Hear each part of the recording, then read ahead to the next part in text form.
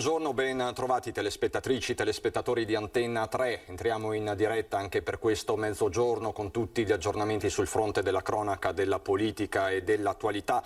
Partiamo inevitabilmente dal maltempo che si è abbattuto ancora una volta nel pomeriggio di ieri sulla Marca Trevigiana, in particolare battuta la fascia pedemontana. Questa volta la zona di Asolo, Casella d'Asolo, coste di Maserra, anche se ci sono stati problemi nella zona di Combai, Follina e Resana Conegliano.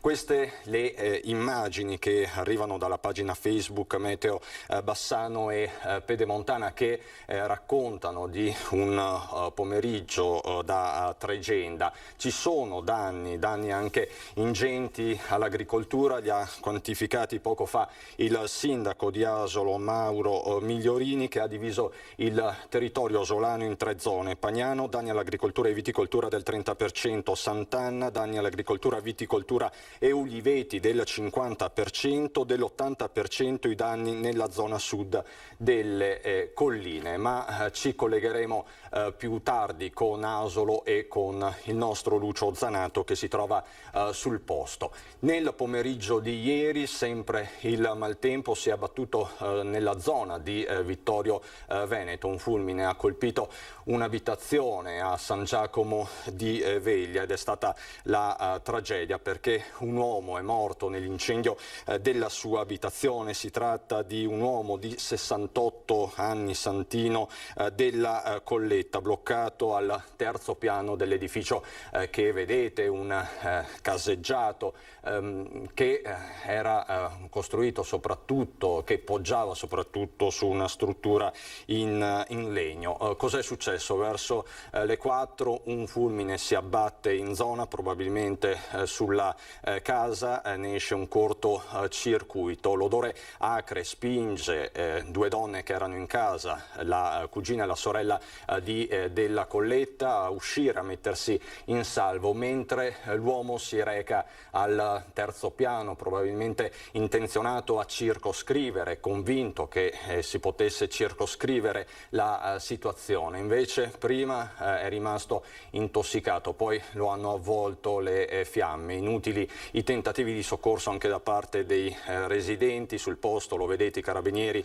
i vigili del fuoco e anche il SUEM 118. Lo stesso sindaco ha portato conforto ai familiari. Le indagini sono ancora in corso per capire nel dettaglio cosa sia successo ieri pomeriggio alle 16.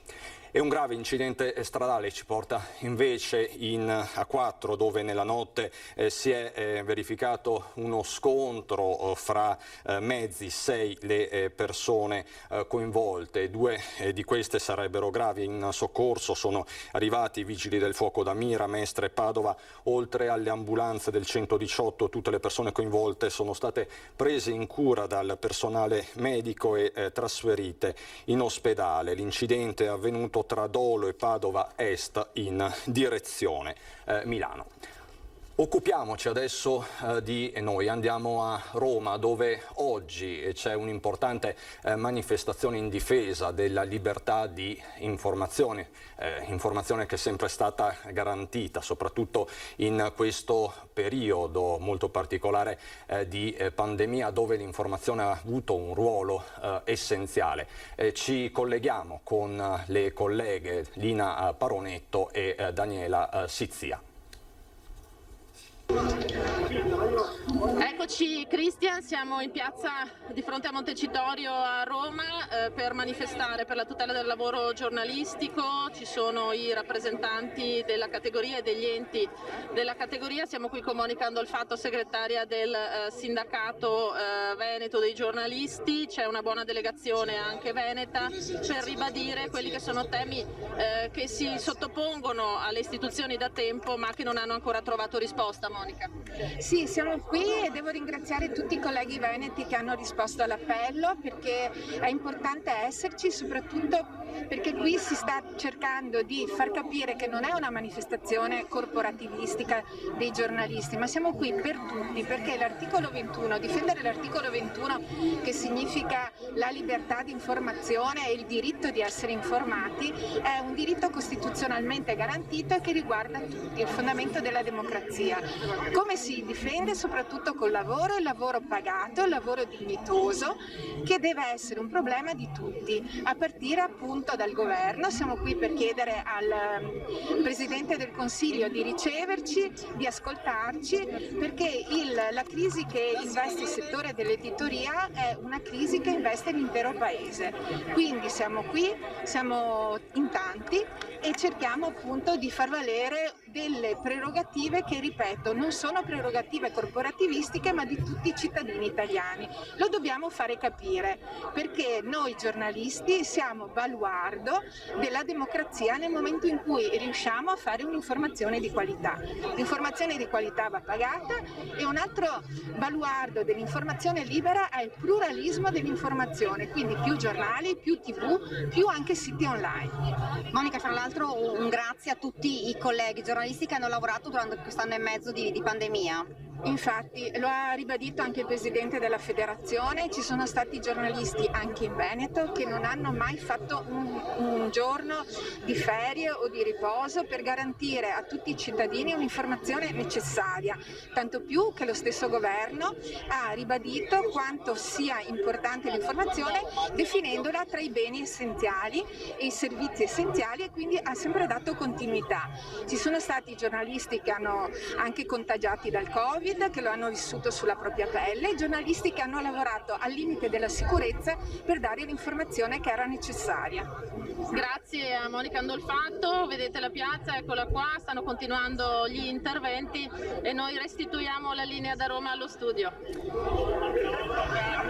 Grazie Lina, grazie Daniela, e noi continuiamo con la nostra informazione che cerchiamo di fare al meglio anche con persone, con esperti che ci possano aiutare a interpretare questo periodo. Sono collegato, lo saluto e lo ringrazio, con il professor Massimo Guerriero, epidemiologo dell'Università di Verona, che ormai conoscete tutti perché spesso è nostro ospite e ci aiuta a comprendere quello che sta succedendo. Professore, cominciamo dai nostri soliti dati, cominciamo quindi da una fotografia puntuale della situazione. Sì, buongiorno e ben ritrovati. La situazione, se mettiamo la prima slide, è rosea, nel senso che finalmente possiamo dare dei commenti positivi. Tutti gli indici stanno indicando che il fenomeno è in forte calo, in forte attenuazione.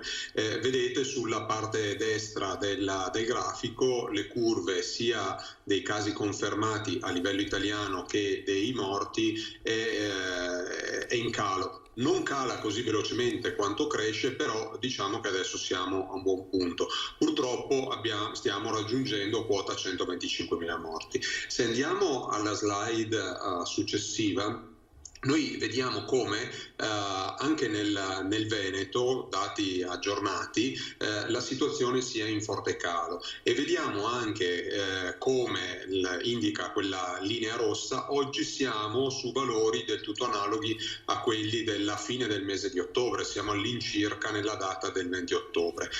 Se andiamo alla slide successiva, anche i ricoverati mostrano un trend fortemente in calo, e anche qui si conferma il fatto che siamo all'incirca nella situazione dell'ultima decade di ottobre. Terapie intensive, andiamo alla slide ancora dopo. Il fenomeno invece è un po' più in ritardo, nel senso che siamo in calo, ma siamo su numeri che ci ricordano la fine del mese di ottobre, ma la speranza è che il trend non abbia inversioni di rilievo. La slide ancora dopo è una slide a cui tengo in modo particolare, perché finalmente la mortalità sta raggiungendo dei numeri assoluti che per carità non sono mai accettabili, perché anche un morto non è da accettare, però come vedete le centinaia di morti ormai li abbiamo abbandonati da un lungo periodo, e adesso i morti a livello regionale stanno sempre nell'ordine, entro la decina. Questo è un dato molto confortante perché la mortalità ci fa capire che siamo verso proprio la coda finale dell'infezione. A cosa è dovuto questo forte calo? Certamente il clima si sta stabilizzando e noi abbiamo la tendenza a stare più all'aperto, ma il peso principale evidentemente, va da sé, ormai questo l'abbiamo capito, è dovuto ai vaccini, e quindi noi dobbiamo restare concentrati sulla campagna vaccinale e cercare di vaccinare quante più persone è possibile nel minor tempo possibile. E questo è il punto. Possiamo dire comunque, professore, che attualmente il vaccino sta correndo più del virus? Allora, diciamo che ci sono dei fattori che si sommano. Devo dire che questa ultima parte di vaccinazioni sta andando speditamente e lo sta facendo in modo particolare nel nostro Veneto. Se vedete il confronto delle percentuali di persone che hanno preso la prima e la seconda dose parla da sola. Noi abbiamo sempre detto di guardare all'esempio della Gran Bretagna, e in effetti oggi vediamo che con quasi un 35% di persone in Veneto con la prima dose di vaccino, gli ospedali grosso modo si stanno svuotando.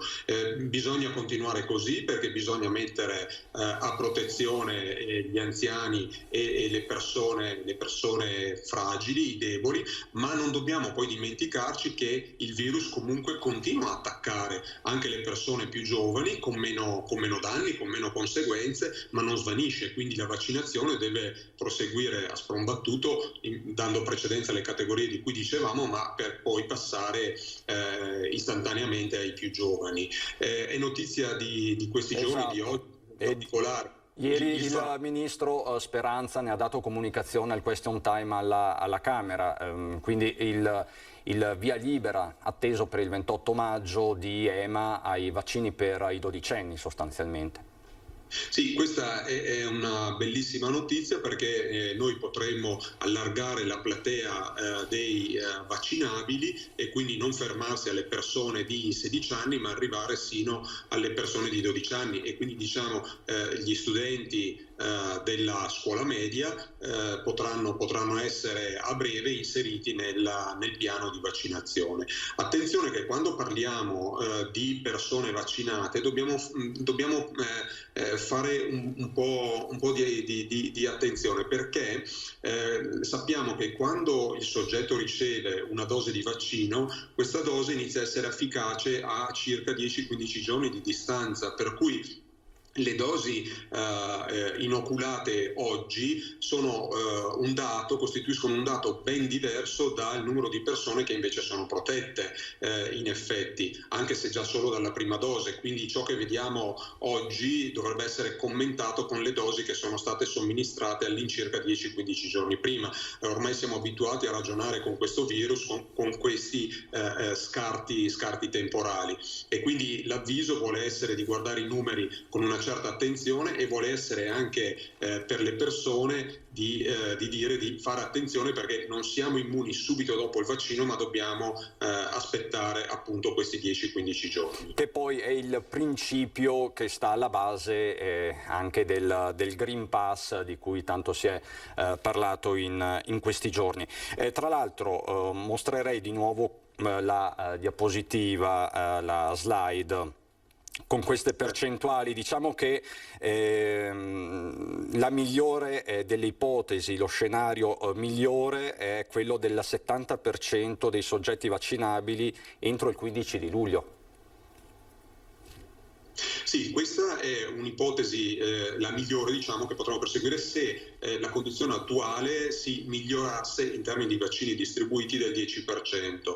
Dalle notizie su fonti nazionali sembrerebbe anche che si potrebbe migliorare ancora di più questa situazione, cioè ci attendiamo che a giugno venga consegnato un numero di dosi che potrebbe permettere di accelerare ulteriormente. Però diciamo questo, che la combinazione del bel tempo con questo quantitativo di dosi potrebbe aiutarci a dire di aver fatto un grosso passo in avanti, un enorme passo in avanti nel capitolo conclusivo di questa bruttissima esperienza che ci ha accompagnato in questo anno e mezzo. E Figliuolo, anche la scorsa settimana in Veneto, aveva annunciato queste 20 milioni di dosi per giugno, la famosa spallata, quindi ci auguriamo ovviamente che sia così.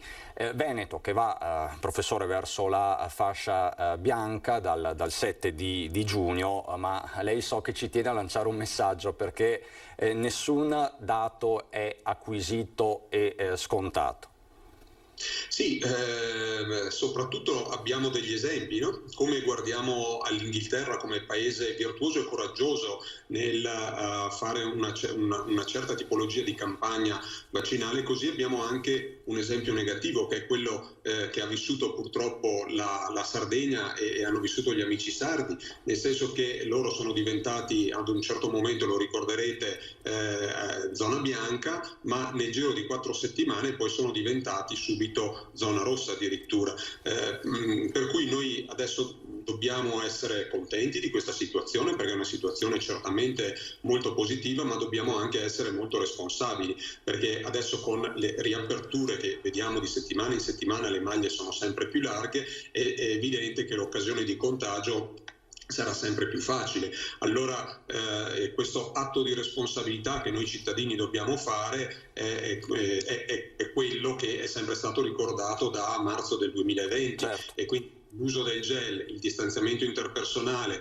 e l'utilizzo senza condizioni della mascherina sono le 3 condizioni, le 3 azioni, le 3 buone azioni che noi quotidianamente potremmo fare per far sì che il virus non riprenda a galoppare, perché è vero che adesso tante persone a rischio sono protette, ma abbiamo anche imparato che quando il denominatore aumenta, cioè se aumenta grandemente il numero di persone contagiate, certo. Gli eventi gravi vengono a galla, quindi la mortalità e le terapie intensive riprendono anche in capo a persone magari più giovani, intorno ai 50-60 anni, ma che possono essere ugualmente gravemente colpite dal virus.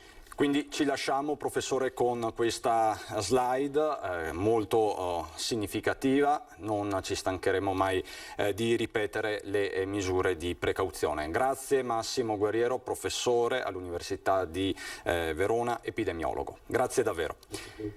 Non so se è già collegato dalle spiagge del Veneto Alberto Maschio, sì, lo vedo, presidente dell'Associazione Iesolana Albergatori. Buongiorno Maschio, le chiedo Buongiorno. Di pazientare qualche istante, abbiamo la pubblicità, poi vengo subito da lei. A fra poco.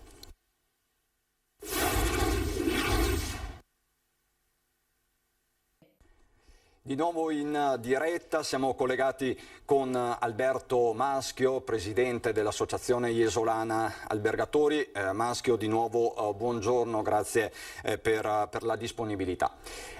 Comincerei con il tema del momento, di questi giorni, che vede in qualche modo contrapposto il governatore Zaia al commissario Figliuolo. Il tema è quello dei vaccini ai turisti. E lei è d'accordo con la proposta del presidente Zaia?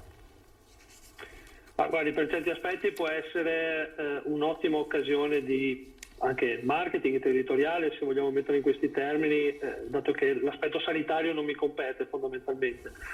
Credo che sia intelligente ragionare a livello di sistema di Europa quando si fanno certe considerazioni, e quindi certamente pensare che il turista che possa muoversi liberamente tra un paese e l'altro possa non dover vedere sospese o spostate o messe in discussione le proprie vacanze, perché in quel momento potenzialmente avrebbe magari il secondo richiamo piuttosto che il primo, eccetera, eccetera. Noi ci eravamo fatti un po' promotori anche di un'iniziativa tutta all'interno del nostro paese, quindi tra regioni, insomma di una sorta di mutualità tra regioni, proprio per garantire questo, perché avevamo già avuto il primo sentore di qualche ospite che dovendo fare o il primo o il richiamo in piena estate durante magari il periodo di vacanza, ricordo che proprio in questi mesi insomma vaccineremo forse la fetta più grossa della popolazione, quindi dai quarantenni ai cinquantenni insomma si stanno vaccinando, quindi ci saranno i richiami. L'estate sarà un momento molto importante per una spinta alla vaccinazione.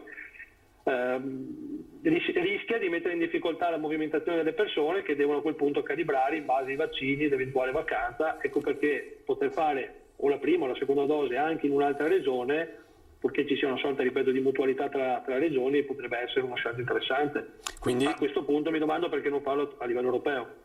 Assolutamente, questo è un po' il tema che ha posto anche ieri Zaia, dicendo che la cosa deve essere condivisa all'interno di un sistema più ampio, perché parliamo di movimento, di movimentazione di persone e da una regione all'altra, da un paese all'altro, questa è l'essenza del turismo, quindi una soluzione condivisa va trovata. Senta Maschio, c'è un'altra questione che riguarda da vicino il turismo. Ieri la Fondazione Think Tank del Nord-Est ha detto che sarà l'estate degli appartamenti più che degli alberghi. È un'analisi che condivide da albergatore e da presidente di associazione di categoria?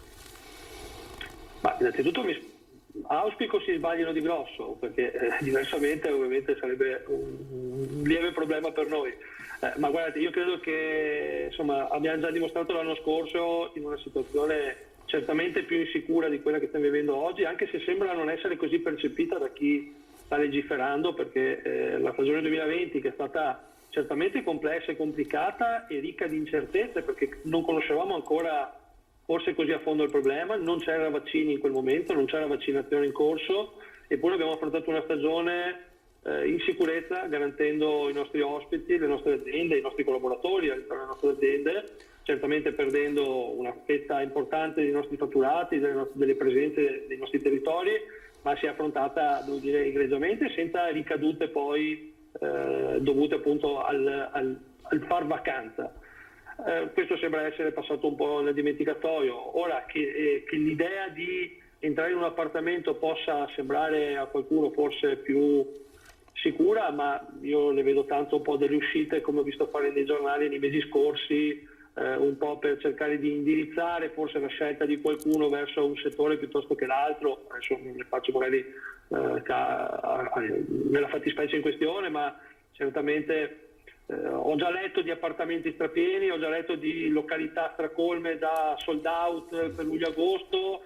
I dati che abbiamo noi non sono certamente questi, e oltretutto aggiungo che se già oggi certe località sono sold out, probabilmente hanno venduto male il loro prodotto, che generalmente non si vende mai così in anticipo tutto, però insomma queste sono scelte ovviamente del tutto commerciali e personali. Diciamo che ognuno in questo momento fa la propria partita, gioca le proprie carte, è inevitabile forse che sia così. Presidente, a livello di prenotazioni, quindi come va tra i suoi associati? Voi siete l'associazione principale di Jesolo, centinaia di alberghi che aderiscono. Qual è il polso della situazione? C'è ancora un freno a mano tirato, questo è evidente. I dati che abbiamo aggiornati a un paio di giorni fa parlano di circa un 21-22% di occupazione media sulla costa veneta nel periodo che va sostanzialmente da questo weekend fino alla metà di settembre, quindi dati estremamente bassi rispetto a quelli ai quali eravamo abituati. Manca in questo momento, ma perché soggetto a un fenomeno molto di last minute, soprattutto all'avvio della stagione, che è quello che risulta ancora incerto. Fino all'altro giorno insomma pensavamo di far vacanza ancora col coprifuoco alle 22, adesso un po' disattesa l'aspettativa, l'abbiamo spostato alle 23 anche se speravamo venisse abolito del tutto. Mascherine sì, mascherine no, regna come l'anno scorso purtroppo una grande incertezza, e questo frena la tranquillità di chi vuole prenotare le proprie vacanze. Per il periodo di luglio-agosto ci sono dei segnali che fanno ben sperare. Questo non vuol dire, non sono segnali ottimistici, ma insomma danno il barlume di speranza che possa essere almeno nel cuore della stagione sostenibile e accettabile per le nostre aziende, per le casse delle nostre aziende, perché non possiamo sicuramente permetterci una stagione ai livelli dell'anno scorso, sebbene a noi sia andata un po' meno peggio di altre località, perché io cito sempre Città d'Arte su tutte, sono quelle ovviamente più penalizzate, ma i numeri non sono ancora così confortanti. La settimana scorsa abbiamo visto un aumento di 2,5 punti percentuali quasi nell'arco di una settimana. C'è un buon flusso, le cancellazioni in questo momento non sono accentuate, hanno un flusso regolare, non si vedono picchi. Manca soprattutto, diciamo così, ormai maggio siamo alla fine, manca giugno in questo momento, che è un po' ridente. E prima di andare a Marghera, mi sa che ancora non è arrivato né il governatore né l'assessore Lanzarin, ecco, vedo che è ancora vuoto. Le chiedo, Maschio, a livello di manodopera, si comincia a dire che manca la manodopera, è così? Le chiedo proprio 10 secondi perché è arrivata Lanzarin. Sì. Guardi, si dice da qualche anno a questa parte, certamente noi dobbiamo fare il nostro come imprenditori, cercare di migliorare l'offerta qualitativa del sistema lavoro che possiamo dare, dall'altra parte il sistema paese deve poterci garantire le possibilità per investire ancora di più nelle nostre risorse, nei nostri collaboratori. E quindi anche nelle risorse umane. Grazie Alberto Maschio, presidente dell'associazione Albergatori Jesolana, ci colleghiamo con l'assessore Lanzarin. Non so se si riesce a liberarsi, a finire, ma non credo, e quindi andiamo con la conferenza stampa, ma aveva questo importante appuntamento istituzionale. Allora partiamo con il solito bollettino, che così insomma diamo contezza dei numeri di questa giornata. Allora, test rapidi 4.653.129. Tamponi molecolari 5.273.334, quindi voi vedete siamo quasi sui 10 milioni, manca poco insomma ai 10 milioni tra test molecolari e tamponi rapidi da inizio pandemia, quindi dal 21 di febbraio 2020.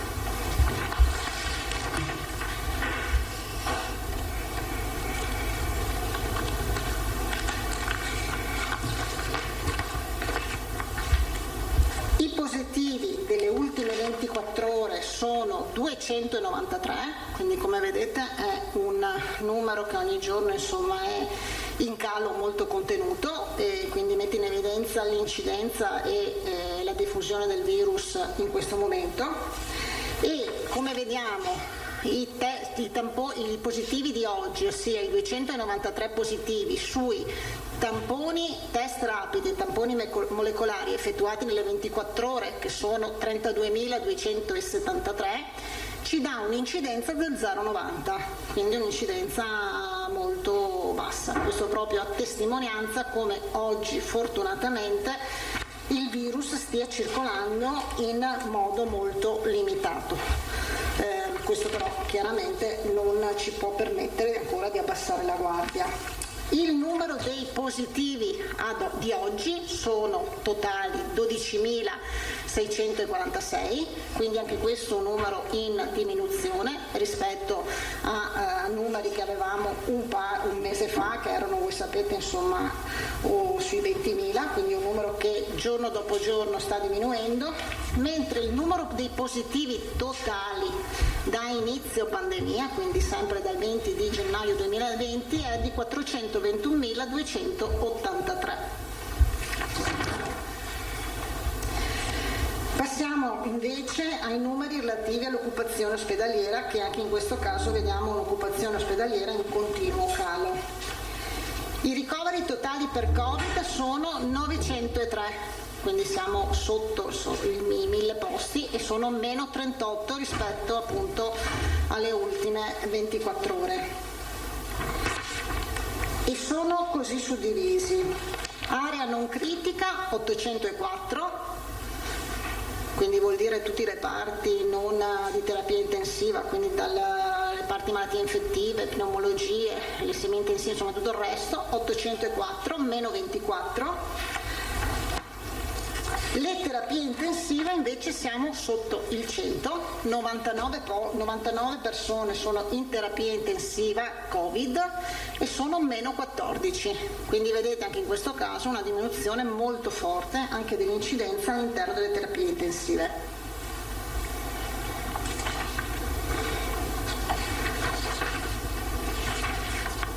Le terapie intensive non Covid sono 289, quindi vedete che questo numero continua ogni giorno a crescere, perché sono riprese, lo sapete, tutte le attività che prima erano sospese, anche le attività quindi chirurgiche programmate di elezione, che potevano richiedere anche un posto in terapia intensiva, erano state sospese nel momento appunto di maggiori intensità all'interno degli ospedali. Oggi sono riprese, ormai saranno già penso 3 settimane, 4 forse, che abbiamo riattivato, adesso non mi ricordo la data precisa, le attività quindi sia ambulatoriali specialistiche ma anche gli altri che sono state sospese, e come vedete il numero di terapie intensive no Covid continua a crescere.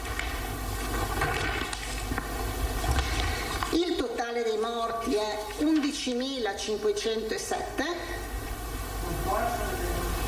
No, infatti no, più 8. Sì, hanno sbagliato, più 8. Sì. Confermo. Magari no, hanno sbagliato a scrivere, quindi chiaramente abbiamo più 8 decessi nelle ultime 24 ore e i dimessi invece sono 21.434. 21.434. Quindi il bollettino insomma ci dice che l'andamento della pandemia sta andando bene, nel senso che effettivamente oggi il virus c'è ancora, ma chiaramente con un impatto molto diverso, lo vediamo soprattutto nell'incidenza dei positivi rispetto ai tamponi, che voi sapete che insomma è uno dei criteri principali anche dei parametri che sono stati presi e che verranno presi d'ora in poi in considerazione per l'assegnazione delle famose aree, ma anche l'occupazione, perché l'altro parametro importante è l'occupazione ospedaliera, che è un'occupazione appunto in continua diminuzione. Vi anticipo, e quindi da qui vediamo anche l'andamento, i dati che noi avremo per quanto riguarda appunto i nostri indicatori, che poi saranno confermati domani, che ci vedono un RT a 0,74, quindi anche l'RT in diminuzione rispetto alla settimana scorsa. E quindi l'RT tradizionale, sì, ancora l'RT tradizionale, quello calcolato in base ai famosi 21 parametri. Quindi i dati sono ancora quelli legati, che io vi do insomma, quelli legati alla classificazione con i 21 parametri. Allora RT 0,74, incidenza 44,9 su 100.000, quindi noi siamo sotto la famosa soglia di 50, incidenza di 50 casi sui 100.000 abitanti. Voi sapete che i 50 casi sui 100.000 abitanti devono rimanere per 3 settimane consecutive per passare in area bianca. Da qui anche il calcolo che è stato insomma annunciato, che dal 7 di giugno noi potremmo, se manteniamo un RT di questo tipo, di un'incidenza di questo tipo, che oggi è quindi 44,9-45 su 100.000, quindi tra 3 settimane consecutive passeremo in area bianca, con le conseguenze previste appunto per la classificazione in area bianca. Buona anche l'incidenza ospedaliera, perché sapete che l'incidenza ospedaliera contribuisce nei nuovi parametri per il passaggio da area arancione in area rossa o da area arancione in area gialla. Un'incidenza buona perché è un'incidenza di 9% sia per quanto riguarda le terapie intensive sia per quanto riguarda le aree non critica, e il parametro voi sapete che è 30 per quanto riguarda per cento le terapie intensive e il 40% per quanto riguarda le aree non critiche. Settimana scorsa a memoria avevamo il 12%, la settimana prima il 15%, quindi voi vedete insomma, e quindi era uguale per le due aree, vedete che c'è una diminuzione continua e questo è sicuramente molto positivo. Alcuni dati sulle vaccinazioni. Allora, il bollettino ci dice che ieri sono state somministrate 34.762 dosi, siamo quindi oltre i 2.156.354 dosi somministrate complessivamente, 2.156.354. Di queste 1.519.107 sono prime dosi, 637.236 invece sono persone che hanno completato il ciclo, quindi prima e seconda dose, oppure ci possono essere anche persone che con il vaccino Johnson & Johnson, un'unica dose, hanno comunque di fatto già completato il ciclo, quindi 637.236. Sta continuando la campagna per quanto riguarda la vaccinazione nelle fasce che oggi sono aperte, e quindi over 80, che ha già una percentuale molto alta, al di sopra anche delle nostre aspettative, sicuramente molto al di sopra del target nazionale, quasi il 98%. La fascia over 70 siamo già a un 83%, la fascia over 60 siamo a un 64,6%, ma sono le somministrazioni. A questo dobbiamo aggiungere, come diceva ieri il Presidente, anche i prenotati, andiamo quindi oltre il 70%. La fascia over 50 siamo al 21% di somministrazioni fatte, ma con le prenotazioni andiamo al 60%. Sta andando molto bene anche la fascia over 40 che vede già un 14%, 13% circa di somministrazioni fatte, ma prenotazioni per oltre il 40%, 40 qualcosa per cento. Ieri sono arrivate, come ogni mercoledì, le consegne settimanali di Pfizer e quindi sono già state distribuite le 160.000 circa dosi di Pfizer. Sono arrivate ieri anche circa 18.000 dosi di Moderna, mentre domani, quindi venerdì 21, arriveranno le 38.600 dosi di Moderna che dovevano arrivare, quindi anche in anticipo per la settimana prossima, e 17.000 dosi di Johnson & Johnson. No, non abbiamo arrivi di AstraZeneca.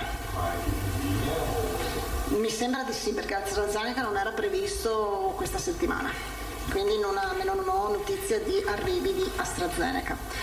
Le USL stanno monitorando i posti liberi che ci sono rispetto a quel contingente che diceva il Presidente dei 70.000 posti liberi. Abbiamo fatto una ricognizione questa mattina, sono circa 50.000 quelli che sono rimasti liberi e disponibili. Però qua anche noi riceviamo molte segnalazioni di persone che provano e non riescono a prenotarsi perché non sono in tutte le USL. Molte USL hanno già esaurito questo contingente di posti liberi, quindi sono raggruppate solo in alcune USL. Ce ne sono un po' nell'USL 2 Trevigiana, nell'USL 9 Scaligera, poi qualcosa nell'USL 7, poca roba, però insomma ecco, non sono in tutte le USL, tipo la USL 6 non ha oggi posti liberi e disponibili, quindi se molte persone provano ma non riescono è perché i posti non sono distribuiti in tutte le USL ma solo in alcune USL che le avevano comunque messi da parte o comunque non avevano aperto prima le agende subito e quindi oggi non c'è una diffusione e una capillarità, però insomma sono circa 50.000 i posti ancora liberi fino, ricordiamolo, al 16 di giugno, perché questi sono previsti fino al 16 di giugno. C'è in corso, è finita insomma la conferenza delle regioni in cui abbiamo nuovamente parlato di vaccinazioni e abbiamo anche convenuto che probabilmente ci deve essere un incontro con i presidenti e probabilmente anche con il commissario per capire poi rispetto ai target con cui continuare la vaccinazione e per avere anche un'uniformità, questo lo chiedono le regioni, per la partenza presso le vaccinazioni presso le aziende, perché altrimenti sentiamo appunto tanti lanci. Poi ci sono regioni che sono ancora indietro con i target più vulnerabili, più fragili, quelli da mettere in protezione, alcune regioni che sono partite anche con altri target, quindi la conferenza delle regioni ritiene insomma che sarebbe bene che ci fosse un'uniformità e quindi farà un punto tra i presidenti e anche io credo con il commissario Figliuolo. Ieri ho incontrato il mondo del turismo perché già con Pentecoste arriveranno soprattutto nella costa e anche al lago di Garda i primi ospiti stranieri, soprattutto dalla Germania e dall'Austria, quindi abbiamo convenuto nel cercare di mettere in piedi anche un sistema di comunicazione veloce tra turismo, prevenzione, in modo da rispondere a qualsiasi FAQ, qualsiasi insomma, in modo che loro sappiano bene come interloquire, come rispondere. E poi si sono resi disponibili per il discorso della vaccinazione dei propri addetti operatori, ma come dicevo prima, insomma, siamo in attesa anche di capire che ci sia un via libera nazionale rispetto alla vaccinazione all'interno delle aziende. Noi stiamo cercando di avere dei numeri complessivi per poi capire come organizzare le vaccinazioni appunto al mondo del lavoro, tutto, mondo turismo e rispetto ad altro. Però insomma quindi c'è stata un'interlocuzione di questo tipo con un'apertura, una collaborazione da parte loro, consapevoli insomma che il mondo sicuramente del turismo diventa anche un biglietto da visita e quindi va sicuramente considerato in questo momento come strategico importante. La cosa positiva, almeno che io ho sentito ieri, è che sono molto ottimisti e che vedono comunque molta attenzione ma anche molta voglia di prenotazioni, quindi ci sono molte gente che stanno chiamando e quindi prevedono insomma che la stagione possa, parliamo al condizionale, andare bene e questo ce lo auguriamo anche noi. Io mi fermerei e lascerei spazio se c'è qualche domanda. Oggi credo che possiamo anche fare presto perché non credo che ci siano molte novità. Grazie Assessore, si è prenotato Filippo Tosacco, poi Bonet, Vanzan e Moscati. Buongiorno Assessore, buongiorno. A proposito di turismo e a proposito di conferenza delle regioni, la questione della volontà del Veneto, espressa dal Veneto, espressa dal Presidente Zaia, di vaccinare con la seconda dose i turisti che arrivano in Veneto, è stata sollevata in sede di conferenza delle regioni? Allora, questa è una volontà che noi abbiamo espresso perché riteniamo insomma, che sia un servizio che sia opportuno dare e poi anche perché insomma, non pensiamo che sia un numero molto importante perché insomma, io immagino che uno cerchi anche di organizzare la vacanza in base anche a quando ha prenotato deve fare il richiamo e la seconda dose. È una questione che è stata ieri in Commissione Salute e stamattina in Conferenza delle Regioni anche accennata ma rimandata a una discussione più approfondita con tutti i presidenti proprio per cercare anche qui di trovare un'uniformità. La volontà è quella di trovare un'uniformità su tutto il territorio nazionale proprio per dare un servizio che sia uguale dappertutto. Ecco lì, insisto su questo aspetto, mi sembra che anche da parte del generale del commissario Figliuolo sia arrivato una specie di altolà, nel senso che ha detto no, non divaghiamo, concentriamoci sulle categorie invece più a rischio. Mi pare che il problema sia quella della indisponibilità dei vaccini, al di là poi delle volontà eccetera. Voi avete valutato questo aspetto? Perché anche se poi ci fosse una specie di via libera da parte del governo, se non ci sono i vaccini sufficienti mi pare difficile. Ma allora sicuramente il tema disponibilità vaccini diventa fondamentale. È chiaro che facciamo fatica ad avere un numero, capire di qual è il contingente che potrebbe essere. È altrettanto vero che oggi le regioni stanno comunque vaccinando in modo massiccio, chiaramente ci sono regioni che sono più avanti, altre che sono più indietro, ci sono regioni che a un certo punto, l'abbiamo visto anche noi, insomma, aprono a quelle che possono essere delle categorie, però ci sono i primi giorni, l'abbiamo detto, insomma, di forte prenotazione, poi c'è un rallentamento, quindi c'è una situazione che va governata da questo punto di vista. La richiesta appunto in conferenza delle regioni poco fa era proprio quella di dire ritroviamoci, confrontiamoci e cerchiamo di trovare un'uniformità, perché questo pensiamo sia la cosa migliore, proprio perché non ci siano disparità e quindi cerchiamo di trovare una uniformità su tutto il territorio. E il Veneto è sicuramente disponibile a tutte quelle che potranno essere le soluzioni, con la volontà di vaccinare e di quindi correre per quanto riguarda la campagna di vaccinazione, mettere in sicurezza più popolazione possibile, sicuramente la popolazione più esposta, ma anche voler dare un servizio, insomma.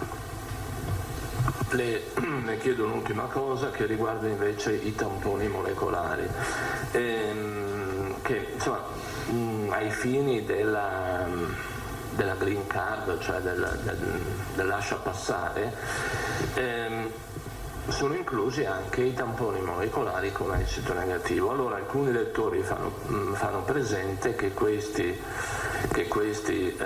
tamponi hanno un costo, un discreto costo, soprattutto per delle famiglie che costi varianti, dipende dove si fanno, insomma dai 50 anche ai 100 euro. E quindi costi aggiuntivi per i cittadini. Avete valutato questo aspetto? È un'altra questione che è stata discussa in commissione ieri e oggi accennata proprio un incontro che avrà questo focus solo, quindi quello della come continua la campagna vaccinale, tutto quello che è legato al Green Pass, perché è chiaro che siamo consapevoli che oggi le incombenze rispetto a chi non è vaccinato e quindi deve avere il tampone nelle ultime 48 ore sono anche incombenze economiche, la famiglia che viene in vacanza eccetera, però è altrettanto chiaro che ci devono essere delle disposizioni nazionali su questo e quindi si richiama a una disposizioni nazionali che effettivamente permettono che ci sia un trattamento uguale dappertutto. Siamo consapevoli però, e questo qui c'è stato anche segnalato, che ci sono sicuramente dei costi per una famiglia che arriva con 2 bambini, 2 genitori, e quindi i costi non sono da poco, però riteniamo che sia una questione che deve essere affrontata a livello nazionale. Grazie. Tocca a Marco Bonet. Sì, Assessore, solo per chiarire, quindi nella conferenza Stato-Regioni di oggi non erano presenti i presidenti? No, c'erano anche i presidenti, c'erano alcuni presidenti, non tutti i presidenti, però siccome la conferenza di oggi aveva molti temi, quelli ordinari della conferenza unificata, della conferenza delle regioni, quindi i temi e i provvedimenti che vanno nel pomeriggio anche in conferenza Stato-Regioni, è stato detto facciamo anche un incontro specifico con i presidenti o gli assessori delegati, adesso il presidente Fedrina la convocherà. Era deciso, quindi di conseguenza mi pare di capire che anche la riunione di ieri con il mondo del turismo è stata comunque interlocutoria. Ieri è stata una riunione utile interlocutoria per capire quelle che sono le problematicità operative che loro si trovano a affrontare, portarle se è necessario sui tavoli nazionali, ma anche risolverle se no a livello locale, se alcune possono essere risolte a livello locale, e capire anche la disponibilità rispetto alla vaccinazione di quel mondo qualora ci sia il via libera per partire con le vaccinazioni all'interno delle attività produttive. Ok. Poi volevo capire se era stata l'Avvocatura, aveva chiarito quella questione che abbiamo sollevato ieri circa la ripartenza in zona bianca delle attività anticipate rispetto ai tempi del decreto aperture, cioè tradotto le piscine coperte in Veneto ripartono il 7 di giugno quando il Veneto è stata una discussione anche c'è stato accennato anche in conferenza delle regioni, ripartono con la zona bianca, tipo le piscine, quindi oltre al grande tema delle piscine e quant'altro, almeno poco fa in conferenza delle regioni lo dicevano Fedriga e il presidente del Molise, che passano già questa settimana mi sembra in zona bianca, loro mi sembrava di aver letto o capito che loro chiaramente possono riaprire le piscine per esempio, quindi anticipatamente, però è un problema che permane per tutte le altre regioni, quindi il tema delle piscine per esempio è un tema di dobbiamo interloquire col governo per capire appunto di anticipare alcune date indipendentemente da chi passa in zona bianca o non passa in zona bianca. Ho capito. L'ultima cosa, in extra Covid ci sono parecchie segnalazioni sul caso di Nicolò Martina, lì ci sono sviluppi? Io so che c'è stato un incontro ieri tra l'azienda sanitaria di Padova, quindi con la parte sanitaria e anche il direttore generale del BEN, credo che uscirà oggi o comunque comunicherà anche il resoconto di questi incontri che ci sono stati ieri. Quindi lascio al direttore del BEN quello che è la comunicazione, perché è stato un incontro che hanno fatto come azienda sanitaria, quindi come anche equipe pediatrica che sta seguendo il caso. Va bene, grazie. Alda Vanzan. Buongiorno Assessore. Buongiorno. Quindi ritornando al discorso zona bianca e scadenze fissate dal decreto, se uno si sposa prima del 15 giugno si può sposare se il Veneto è in zona bianca oppure no? Allora il decreto dice Sono consentiti i banchetti, le feste, le aperture dal 15 di giugno. Se il Veneto torna bianco il 7 giugno, quindi una settimana prima, si può sposare il 12?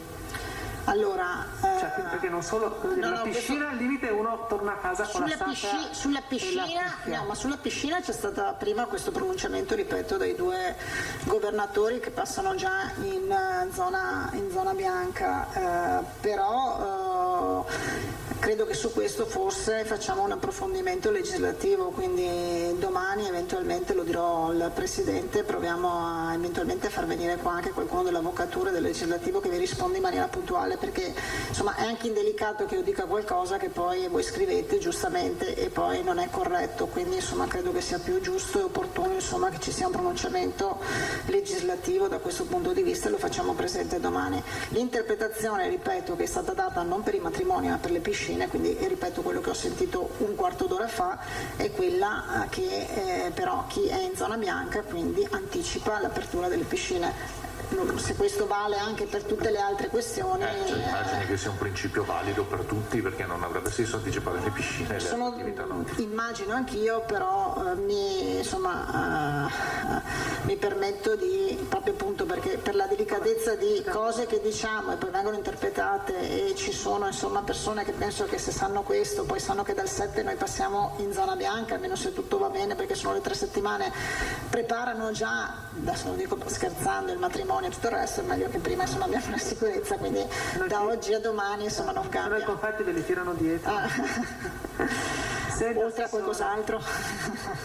Il collega prima sollevava il tema dei tamponi. Lei alcuni giorni fa, quando ci ha illustrato le linee guida per la riapertura delle case di riposo, aveva dato tutte le indicazioni, e una delle indicazioni era: se non avete il vaccino, o la maschera, tampone.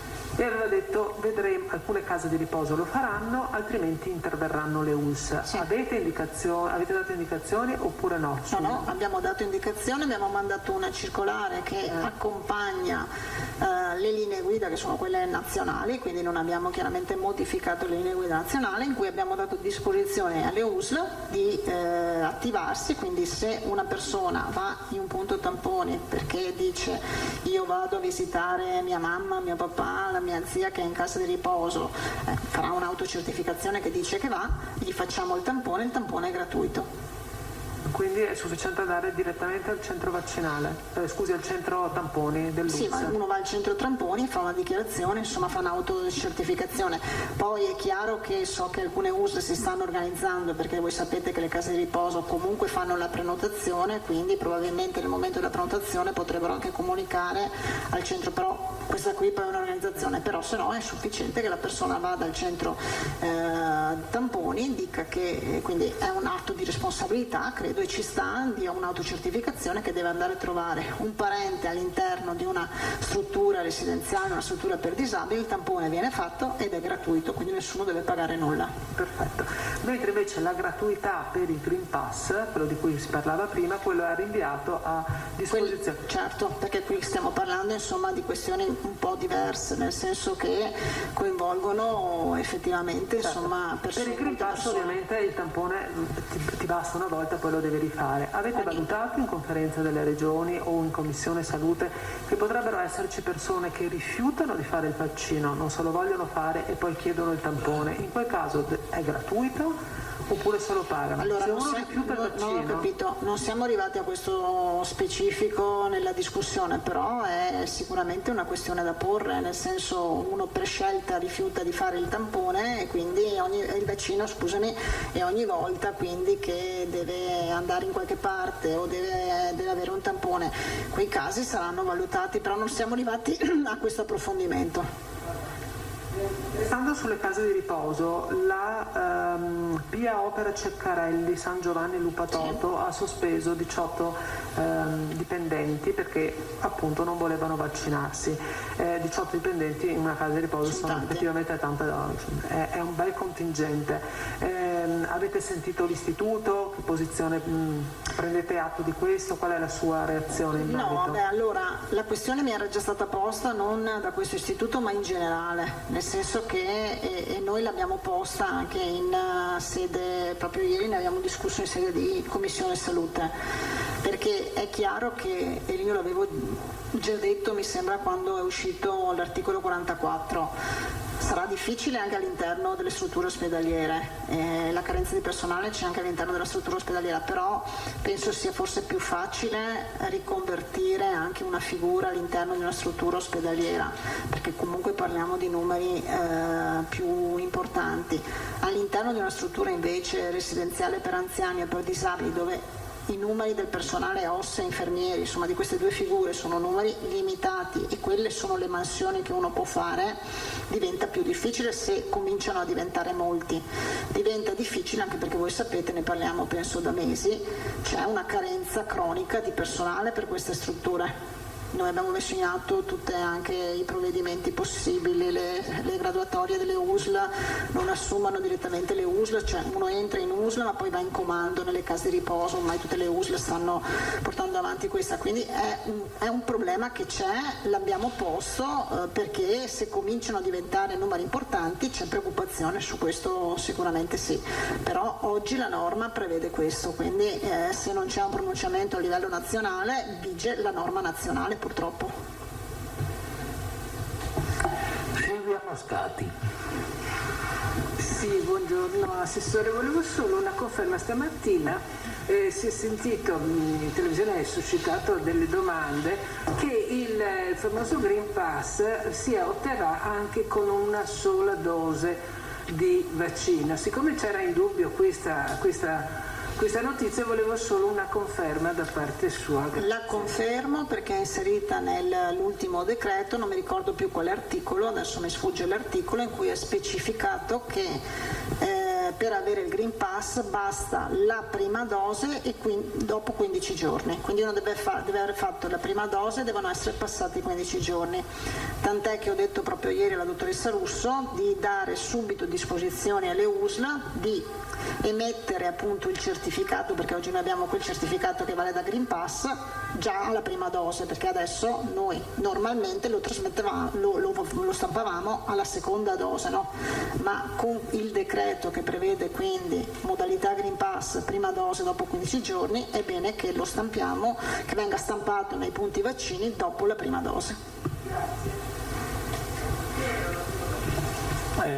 Alda Vanzan, prego. Tornando a prima, Assessore, se sono arrivate tutte queste dosi di Pfizer eccetera, perché sono sempre 50.000 i posti liberi? Perché noi abbiamo 50.000 perché stiamo facendo le prenotazioni fino al 16 di maggio. È chiaro che giugno. È chiaro che se noi apriamo anche dopo, allora i posti possono diventare di più. Però siccome si voleva capire l'andamento delle prenotazioni rispetto ai target che sono oggi aperti, per poi dire, come diceva il Presidente, facciamo un liberi tutti, oppure ci concentriamo in alcuni target. Ieri è stato citato, vi ricordate, i centri estivi, gli educatori eccetera, sono stati citati, ho citato il mondo del turismo perché c'è stato questo incontro, ma in attesa di quelle che sono le indicazioni per quanto riguarda i luoghi di lavoro nazionali. Ci sono già le linee per quanto riguarda i luoghi di lavoro, ma la richiesta è quella di dire partiamo le regioni tutti insieme, che non ci sia una regione che parta una settimana prima, una settimana dopo eccetera, quindi i 50.000 sono legati solo fino al 16 di giugno. Quindi se io sono un cittadino di Verona o del Veneto orientale non trovo posto perché la mia US ha esaurito i posti, quindi vuol dire che riprovi, mentre invece se abito nel territorio di un'altra US posso prenotare fino al 16 di giugno. Prenotazione fino al 16 di giugno, non è detto che nei prossimi giorni apriamo oltre e quindi ci sono altri posti, però aspettavamo per aprire proprio per capire come andava l'andamento dei target che oggi sono quelli su cui stiamo investendo e per capire poi come procedere con le vaccinazioni successive. È chiarissimo, capirà però che se uno si sente dire qui da voi prenotate perché poi arrivate, se no finite in coda, i poverini provano ma posti non ce ne sono. Corretto. Filippo Tosato. Sì, soltanto un eventuale aggiornamento, diciamo, sul fronte Novax. Sì. Ieri vi è stato mandato, mi sembra, non sbaglio, il riepilogo, perché sapevo che... Ah, non me l'ha mandato, perché io sapevo che Carlo l'aveva chiesto a Mongillo e l'aveva su il personale sanitario. Noi non avevamo i numeri di quello, tra virgolette, delle case di riposo, eccetera, però sul sanitario complessivo degli ospedali ce l'avevamo. Non vi è stato inviato, va bene, lo inviamo oggi perché so che era pronto, quindi oggi eventualmente me lo inviamo. Ci può anticipare qualcosa? No, non ce l'ho, io non l'ho visto, sono sincera, so che era pronto, però non l'ho visto, quindi non ho un numero da darvi. Ecco, e comunque questo prospetto ci dirà qual è l'incidenza? Quali sono oggi il numero dei sanitari pubblici che non sono vaccinati? La ringrazio. E che non sono vaccinati, diciamo, per scelta o per accidente, nel senso che... Ma credo che sia un numero aggiornato rispetto appunto anche alle procedure. Può essere che ci sia qualcuno, credo adesso verifichiamo che siano stati tolti quelli che si sono prenotati, però lo verifichiamo prima di consegnarvelo o lo specifichiamo bene. Grazie. Se non ci sono altre domande, grazie Assessore, grazie ai colleghi giornalisti e a domani. Così la conferenza stampa di oggi, avete visto, non c'era il governatore Zaia, impegnato in alcune videoconferenze, come spesso accade. Al suo posto l'assessore regionale alla sanità Manuela Lanzarin, che ha aggiornato sulla curva del contagio e sul numero delle vaccinazioni. Partirei proprio da qui, partirei dalle tabelle di giornata. Se guardiamo alle vaccinazioni, siamo a circa 30.000 dosi somministrate nelle 24 ore, per l'esattezza 29.564, di queste prime dosi 14.000 circa, cicli completati 15.000.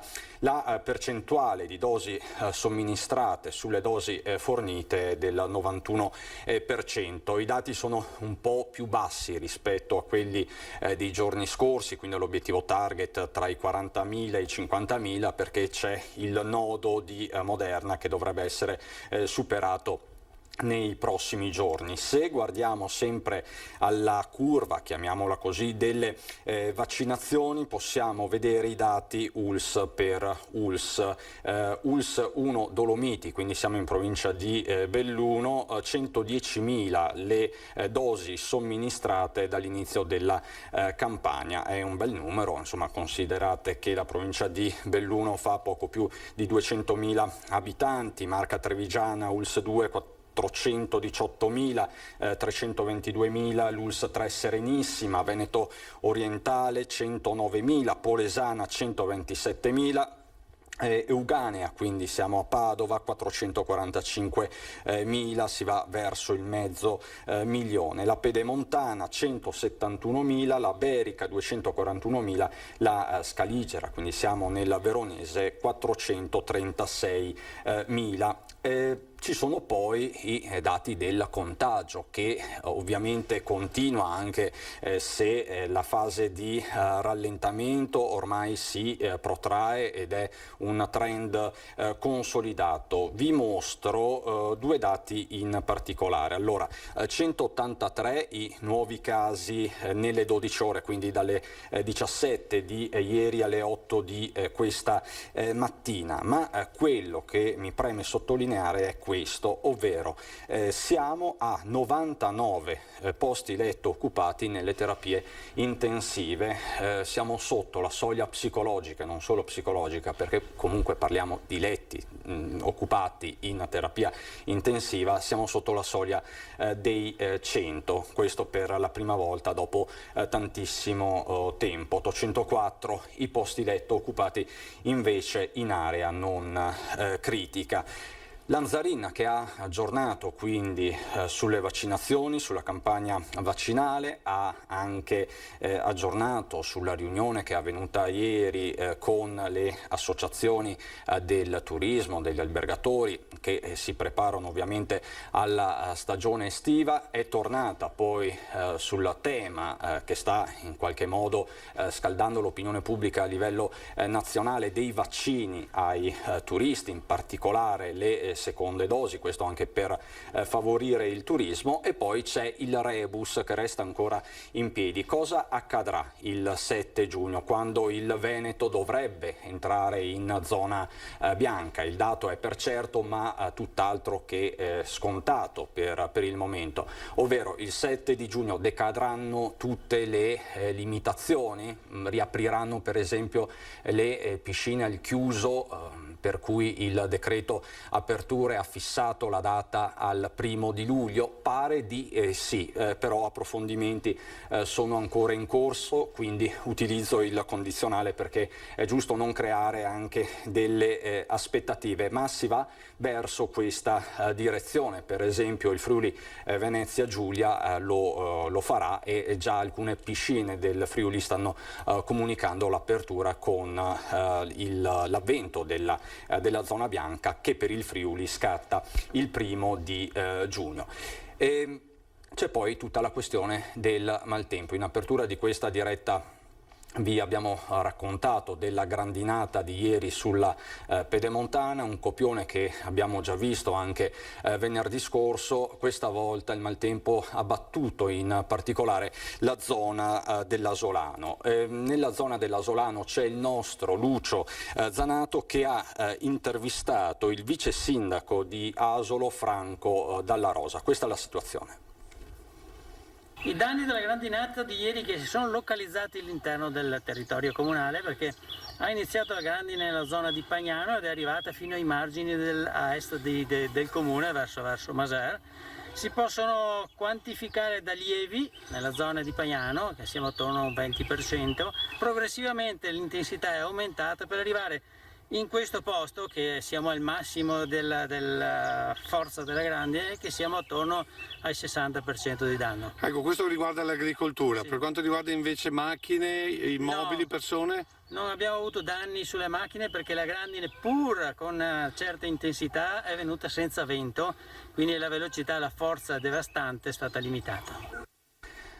Ecco, forza devastante limitata fortunatamente, come la scorsa settimana la violenza è stata impressionante, lo possiamo rivedere anche da queste immagini. Il maltempo si è abbattuto soprattutto su Asolo, quindi Casella d'Asolo, coste di Maser, ma non solo, ci sono stati momenti di forte disagio anche a Conegliano, quindi nella zona appunto delle colline del Prosecco, a Combay, però appunto la situazione sembra rientrare anche questa volta. Certo, il maltempo si sta abbattendo con una certa insistenza su tutta la fascia pedemontana. Questo quindi è l'aggiornamento che vi dovevamo.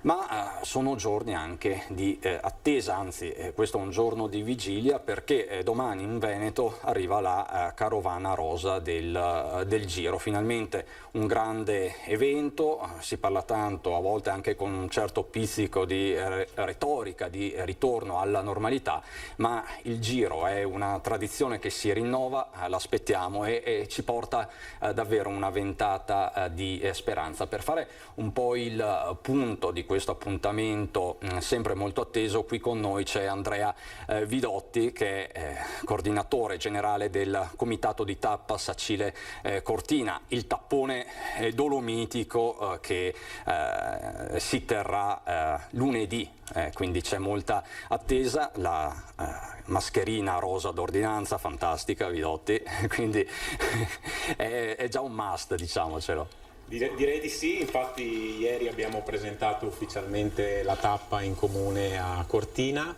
e avevamo appunto tutte queste mascherine rosa, e nel momento in cui poi la conferenza è finita c'è stata un po' una richiesta anche dei giornalisti e delle persone che erano presenti, perché queste insomma sono delle particolarità della corsa in rosa. È vero, come ha detto lei, c'è grande attesa perché la tappa di lunedì dovrebbe essere una tappa, diciamo, decisiva o che possa dare uno scossone al Giro d'Italia. Però la festa comincia domani perché il Giro arriva a Verona, che è una città molto legata al Giro d'Italia. Ricordiamo in passato le immagini dell'arrivo in arena, che sono qualcosa di incredibile, di stupendo, e quindi insomma ci prepariamo all'arrivo da Verona, alla partenza da Cittadella, e poi lunedì, dopo l'intermezzo della tappa tutta friulana, la partenza da Sacile e l'arrivo a Cortina. Assolutamente, quindi domani Verona, quindi la Ravenna Verona, dopodomani sabato Cittadella Zoncolan, e qui la Marca grande protagonista, Castelfranco, Montebelluna e tutta la zona del Montello, Volpago, poi Arcade, tappa friulana Grado Gorizia, se non sbaglio, esatto, domenica, e poi la Sacile Cortina. Questo è il percorso della Sacile Cortina, che appunto è stata presentata ieri in pompa magna a Cortina. C'era il sindaco, il presidente della provincia, abbiamo anche il servizio, e partirei proprio da questa presentazione ufficiale avvenuta ieri a Cortina. Dopo molti anni il Circo Rosa torna a Cortina, che insieme a Verona e Cittadella ospiterà il grande appuntamento di interesse sovranazionale, la presentazione ufficiale della tappa del 24 maggio questa mattina in municipio. La tappa regina del Giro, con 212 km di percorso, 5.700 metri di dislivello attraverso il Fedaia, il Cordoi, il Giao. È certamente una tappa che sarà entusiasmante sotto il profilo sportivo, ma sicuramente una grande cartolina di grande visibilità. I numeri sono formidabili: nel 2020 più di 10 milioni di spettatori coinvolti, 806 milioni di audience globale, copertura garantita su 5 continenti, 185 paesi collegati, 119 milioni di visualizzazioni sulle pagine web. Una vetrina indiscussa per Cortina, che dopo i mondiali di sci continua ad essere protagonista nello sport e nella cultura. 212 i chilometri della tappa Sacile Cortina, con oltre 5.700 metri di dislivello. Il Giro d'Italia si decide sulle nostre montagne, sulle nostre Dolomiti, e quindi si deciderà anche quest'anno attraverso questa tappa, che è anche un'occasione di grande promozione del nostro territorio. La provincia ospiterà anche la tappa del Giro Under 23, che arriverà a Pianlonghi sul Neve Galle. Dunque lo sport, il ciclismo, veicolo di ripartenza della montagna dopo la pandemia. I grandi eventi sono un motore per la promozione straordinaria, noi ne abbiamo bisogno in questo territorio, e dobbiamo anche costruire, diciamo così, una filiera di lungo periodo anche su un grande evento come il Giro d'Italia, cioè consolidare quello che già esiste, la bellezza delle Dolomiti e le infrastrutture che stiamo mettendo a disposizione del territorio, consolidarlo con una promozione straordinaria. Già, i grandi eventi ne abbiamo parlato con Vidotti proprio sabato, ma i grandi eventi servono al turismo, servono non solo al turismo, anche alla manifattura per certi versi. Penso allo Sport System, che è ben presente e radicato in Veneto. Assolutamente sì, i grandi eventi fanno da traino ovviamente per la promozione turistica, che ha una grande necessità di ripartire dopo i periodi di pandemia che stiamo vivendo, ma anche tutto un settore, come ha giustamente citato lei, che grazie allo sport vende e promoziona i propri prodotti, per cui questi grandi eventi sono veramente una vetrina che fa vedere a livello mondiale i nostri territori. E c'è quasi una voglia da parte del turista straniero, una volta ristabilita la normalità, di venire in questi territori dove i ciclisti hanno affrontato queste salite. Dicevamo tra l'altro che il Giro poi sabato passerà in terra trevigiana, Castelfranco, Montebelluna e quant'altro. C'è un appello del sindaco di Montebelluna, del sindaco reggente Elzo Severin, a appunto usare la responsabilità anche nell'approcciarsi al Giro. Ma sentiamo il sindaco reggente di Montebelluna. Chiedo a tutti i cittadini di partecipare il meno possibile, nel senso di tenere le distanze assolutamente, e di usare le mascherine e magari possibilmente guardarlo per televisione. È un appello amaro ma figlio dei tempi, quello che il sindaco reggente di Montebelluna fa ai suoi concittadini e a chi sabato vorrà seguire il Giro nella sua tappa numero 14, la cittadella Zoncolan. L'emergenza Covid non è ancora finita, i comportamenti devono essere votati alla massima cautela. Ormai la gente è abituata al distanziamento, alle mascherine, ci sarà controllo della polizia municipale, della protezione civile e di tutti coloro che normalmente seguono queste attività. In particolare ci saranno delle limitazioni per le scuole visto il passaggio nella fascia del mezzogiorno. Siccome il Giro passa proprio nell'orario di uscita delle scuole, abbiamo provveduto a far chiudere le scuole elementari. Non c'è problema per le scuole medie perché terminano tutte le lezioni alle 13, di conseguenza per quell'ora lì le strade sono già libere e di conseguenza possono rientrare tranquillamente a casa. Quanto agli istituti superiori, la strada consigliata dal Comune è quella ormai rodata della didattica a distanza. L'unica è che le lezioni siano svolte in DAD e su questo stiamo appunto intervenendo presso i dirigenti scolastici. Abbiamo avuto anche l'approvazione della dirigente provinciale, della dottoressa Sardella. Nonostante le norme anti-Covid e le limitazioni, restano le emozioni in rosa di sempre e l'opportunità di un grande palco nazionale e internazionale per Montebelluna e la Marca. Per noi il Giro è un momento importante anche di pubblicizzare il nostro territorio. Il Giro ai tempi del Covid, perché facciamo chiarezza. Come si assiste al Giro? Perché da un certo punto di vista c'è libertà di movimento, ma allo stesso tempo non ci si può assembrare lungo il percorso e ogni territorio sta declinando a suo modo queste disposizioni, è così? Assolutamente sì, è giusto fare chiarezza, l'ultima parola spetta sempre al prefetto e quindi è il prefetto che decide quelle che sono le disposizioni relative alla singola tappa. Da parte di RCS devo dire che c'è un'attenzione enorme al discorso Covid, tanto è vero che le aree hospitality per RCS sono con obbligo di tampone. Sono rodate queste norme perché lo scorso anno c'erano stati dei casi di positività, quest'anno non c'è stato nessun caso di positività, quindi vuol dire che le bolle di RCS reggono, che sono le bolle dei corridori, le bolle dei giornalisti e le bolle dell'area hospitality e sponsor, quindi c'è grande attenzione in questo. Io mi accolgo le parole del sindaco reggente di Montebelluna, nel senso che ci deve essere senso di responsabilità, a mio modo di vedere. La mascherina, il distanziamento, so che il ciclismo è grande passione e voglia di vedere passare i corridori, ma in questo periodo è bene farlo con tutte le attenzioni del caso. Si può vedere il Giro, ma bisogna farlo con mascherina e distanziamento. Come l'anno scorso, a ottobre sostanzialmente. Qui abbiamo le immagini della tappa del vino, del Prosecco, la Conegliano Valdobbiadene.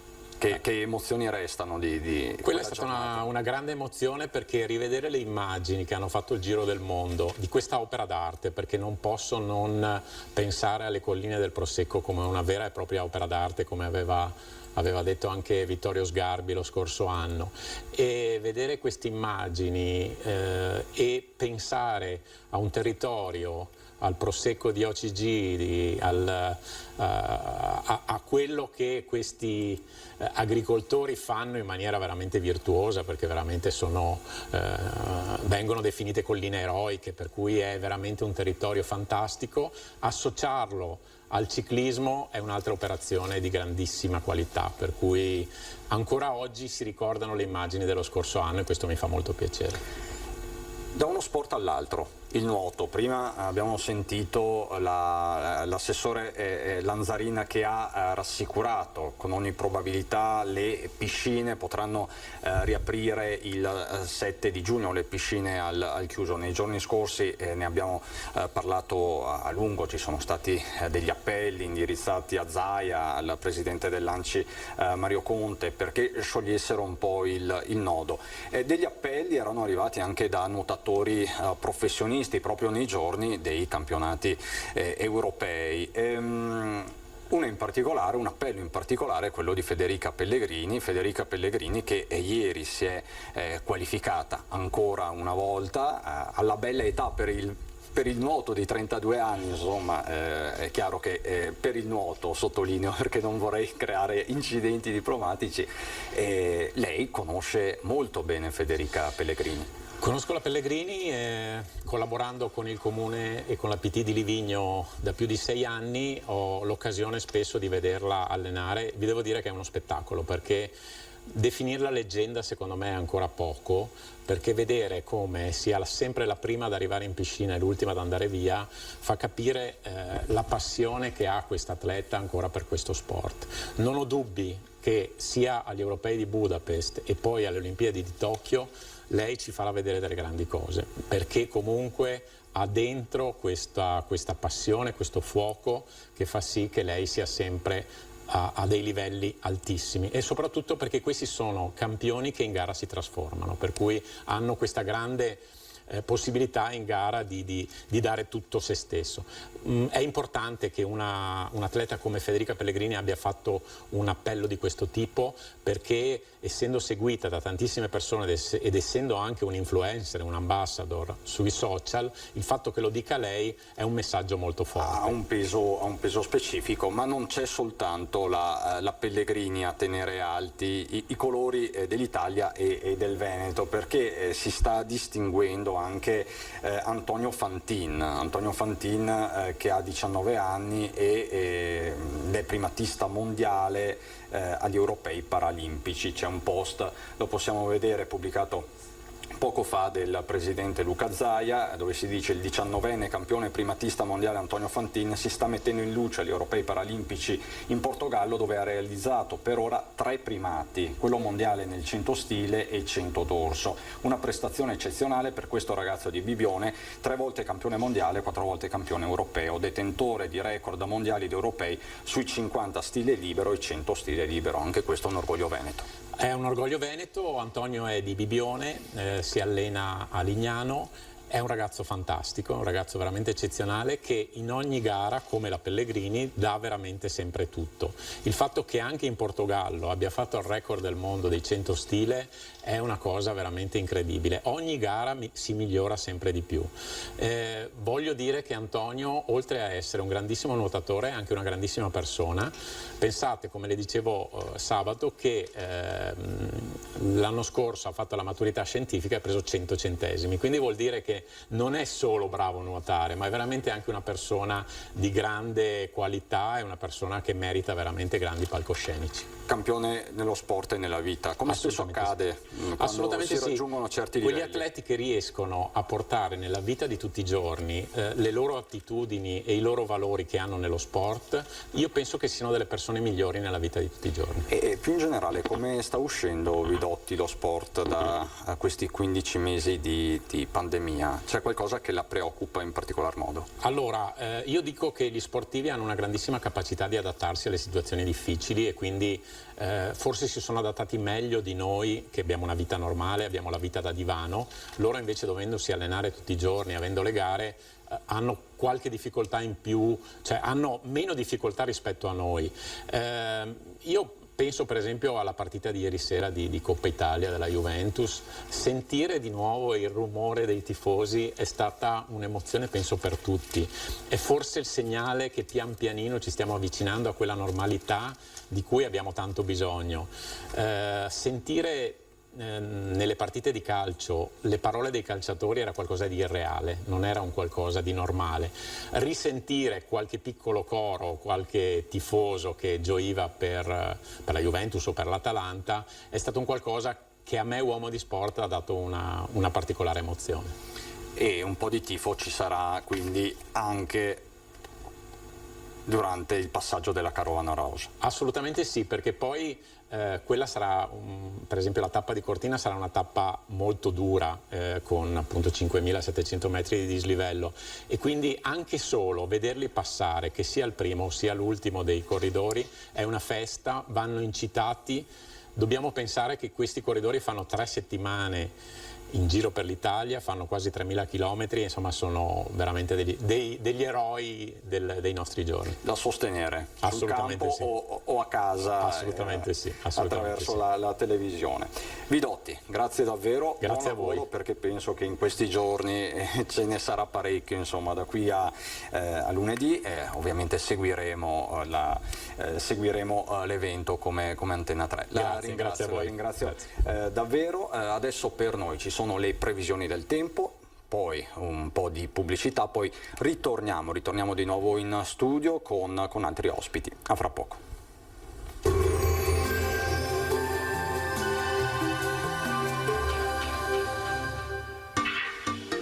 Tremonti, attrezzature e materiale per saldatura professionale a Montebelluna. Benvenuti ad un nuovo aggiornamento meteo. L'alta pressione tenta la rimonta sul nostro territorio. Giovedì 20 maggio sarà più asciutto, ma con i consueti disturbi sulle Alpi. Vediamo allora la situazione nel dettaglio. Sul Veneto sarà una giornata con sole prevalente. Sulla nostra regione avremo un cielo sereno o al massimo poco nuvoloso. Tuttavia, nelle ore pomeridiane sarà possibile qualche addensamento sui rilievi e qui non si escludono anche dei veloci acquazzoni. Temperature stazionarie minime comprese tra 6 e 13 gradi, valori massimi oscillanti invece tra i 17 e i 23 gradi all'incirca. Ci spostiamo ora sul Friuli Venezia Giulia, anche qui ampio soleggiamento, quantomeno inizialmente, a seguire locali temporali sui monti. Temperature minime tra 6 e 11 gradi, massime sui 19-21 gradi. Infine, poche novità sul Trentino Alto Adige, soleggiato ovunque, solo con qualche occasionale annuvolamento. Temperature minime intorno ai 5-7 gradi, massime infine sui 22 gradi. Dal meteo di Antena 3 per ora è tutto, grazie per l'attenzione e arrivederci.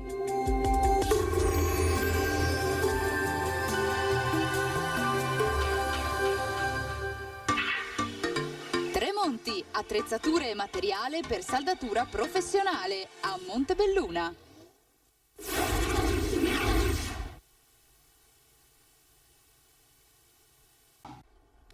Di nuovo in diretta per approfondire i temi caldi di queste ore. Di certo fa discutere, ci sono diverse aspettative nei confronti dell'annuncio dato nelle scorse ore dal Ministro alla Salute Speranza, che ha parlato di vaccini ai 12 e 15 anni. C'è il piano del governo, un piano che appunto sarà attuato a partire dalla fine di maggio. C'è attesa infatti per il pronunciamento definitivo da parte dell'EMA, l'Agenzia Europea per il Farmaco, ma sentirei lo stesso Speranza. Ringrazio gli interroganti per aver posto all'attenzione dell'Aula un tema che è di particolare attenzione, molto delicato, ovvero l'estensione delle vaccinazioni e della campagna di vaccinazione alle fasce più giovani, perché come è noto i vaccini oggi approvati da EMA e da AIFA hanno una limitazione anagrafica, solo il vaccino Pfizer è utilizzabile dai 16 anni, tutti gli altri vaccini sono invece utilizzabili soltanto a partire dai 18 anni. Ad oggi, come è noto, quasi un terzo degli italiani ha avuto una prima dose somministrata e questo è un dato importante, positivo, incoraggiante, e in tutto siamo arrivati a 28 milioni e mezzo circa di dosi somministrate. Abbiamo protetto, come è noto, nel nostro piano in primis le fasce più deboli, i fragili, gli anziani, le persone che incontrando il virus potevano avere un rischio più alto. Oggi si pone con grande, io penso, attualità il tema di andare chiaramente anche alle altre generazioni. Nella fase che arriva abbiamo circa 20 milioni di dosi che saranno a disposizione del nostro Paese per il mese di giugno e questo ci può consentire senz'altro di estendere le vaccinazioni ad altre generazioni. Estendere le vaccinazioni ad altre generazioni, questo è il punto. Sono parole comunque importanti, perché significa che si sta procedendo. È così? Chiedo a Tommaso Razzolini, consigliere regionale di Fratelli d'Italia. La campagna sta andando avanti, si può fare di più? Razzolini, buongiorno. Buongiorno a tutti voi. Beh, sicuramente si può fare di più e si può fare di più sempre in qualsiasi cosa, però le cose stanno procedendo anche bene, siamo sotto la soglia dell'1% di positività e questo è un buon augurio, diciamo, anche verso poi la stagione estiva e la stagione turistica, quindi dare una mano anche a tutto quel settore comparto che è stato veramente e è tuttora in difficoltà, quindi questo è un buon augurio per poi poter veramente riaprire e andare verso la zona bianca e togliere anche il coprifuoco, quindi questo sicuramente è un bel segnale positivo e questo è dovuto proprio dal fatto delle vaccinazioni, nel senso che da zona gialla, perché poi non siamo ripassati in zona arancione come una volta, dopo le aperture si vedeva, diciamo, un peggioramento, proprio perché ci sono state delle vaccinazioni che hanno dato un segnale forte, soprattutto negli anziani, di andare invece a risolvere questo problema del contagio e del virus della positività, e quindi andando poi da una zona arancione gialla a bianca, proprio perché si sta adottando una misura positiva e sta andando avanti bene. Quindi lei è soddisfatto di come sta procedendo la campagna vaccinale. Vorrei fare la stessa domanda, non so se già collegata, a Erika Baldin, eccola qua, del Movimento 5 Stelle, collega di Razzolini in Consiglio regionale. Baldin, buongiorno innanzitutto e chiedo anche a lei, quindi questa campagna vaccinale sta andando avanti secondo i piani? E di chi è il merito? È più del governo o delle regioni? Beh, allora, diciamo che la campagna vaccinale era partita un po' col freno tirato, ma credo che le responsabilità partissero da più lontano. Abbiamo avuto qualche difficoltà, insomma, a livello europeo con l'approvvigionamento dei vaccini. Oggi invece possiamo dire che ne abbiamo in abbondanza, ne arriveranno ancora di più nei prossimi giorni, per cui adesso la sfida è quella di andare avanti spediti e vaccinare il più largo numero di popolazione, proprio perché abbiamo necessità di ripartire, e grazie al nuovo decreto, insomma, che dà la possibilità di riaprire, in particolare sposta l'ora del coprifuoco, quindi anche una serie di attività che si possono fare per il momento all'aperto, però speriamo, insomma, che più avanti, secondo queste tappe ben delineate dal governo, ci sia la possibilità di riprendere un po' alla volta la nostra vita di prima, senza particolari problemi. Questo però deve andare di pari passo con la vaccinazione. Purtroppo è l'unica cosa che ci può salvare, dato che al momento non esiste una cura. Non esiste una cura ufficialmente riconosciuta, diciamo così. Rifaccio la seconda parte della domanda e poi la pongo anche a Razzolini. È merito del governo, delle regioni? La domanda è mal posta perché stanno lavorando entrambi. Cosa si sente di dire, Baldin? Mi pare che almeno qui si stia procedendo bene, quindi il merito, diciamo, va dalla regione anche al governo, insomma deve esserci una collaborazione in questo senso, come abbiamo sempre auspicato, quindi anche mi sento di dire che a livello delle varie ULS si sta procedendo con una certa celerità. Probabilmente bisognerebbe, diciamo, incrementare dove c'è più necessità su territori che sono di per sé isolati e di per sé quindi hanno più bisogno di sentire la vicinanza della regione, e in particolare mi riferisco ad esempio ai comuni montani o alle isole.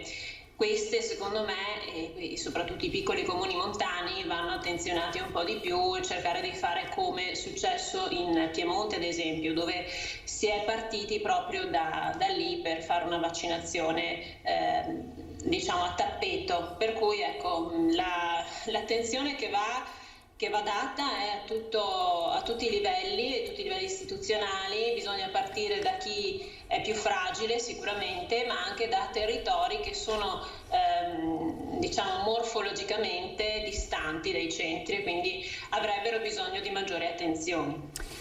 A proposito di territori, abbiamo fatto il punto sulla campagna vaccinale in ULSS 2, quindi sul territorio della Marca trevigiana, con il direttore generale Benazzi. Vi proporrei questo servizio perché in tanti ci state chiamando. La questione è quella che riguarda le dosi di Moderna che sono saltate in questi giorni, ma sentiamo Benazzi. Pazienti Covid ormai in terapia intensiva a Treviso abbiamo solo, in tutta l'ULSS 2, abbiamo solo 2 pazienti, quindi effettivamente l'effetto vaccinazioni si sente. In provincia di Treviso oltre il 90% degli ultraottantenni, oltre il 78% degli over 70 e più del 70% dei cittadini tra i 60 e i 69 anni ha ricevuto almeno una dose. Ancora bassa invece la percentuale relativa ai cinquantenni, appena il 33,5% si è sottoposto all'immunizzazione. A rallentare la campagna vaccinale in queste ore il mancato arrivo di 4.000 dosi di Moderna, con la conseguente cancellazione delle sedute vaccinali in programma oggi e domani. Disagi per alcuni cittadini che non hanno ricevuto l'SMS di disdetta o questo è arrivato in ritardo. Abbiamo dovuto mandare in fretta e furia 4.000 sms e qualcuno evidentemente è arrivato in ritardo perché purtroppo non dipende da noi ma dipende anche dal flusso delle informazioni che partono via telefono. Per questi cittadini la data del nuovo appuntamento è già stata fissata. Recupereremo il giorno 26 maggio tutti i numeri di Moderna. Questi cittadini si aspetteranno un sms, qualcuno credo sia già arrivato perché l'abbiamo fatto partire appena la regione ci ha confermato che arriverà Moderna. Regolari invece le forniture di Pfizer. Pfizer è arrivato oggi, questa mattina alle 10:30-11, sono arrivate 32.760 dosi, per cui riusciremo a fare tutte le persone che abbiamo prenotato. Sin da domani. Altro chiarimento arriva per quei trevigiani che hanno ricevuto la prima dose in uno degli hub chiusi. La data e l'orario fissati in quella sede per il richiamo rimarranno validi. Arriverà un sms di conferma, credo che partirà già oggi se non è già partito, e ovviamente per quanto riguarda le sedi di Villorba, l'ex Bocciodromo, e per quanto riguarda la sede di Lugugnano, sicuramente l'ex Maber è quella che riunisce questi due siti.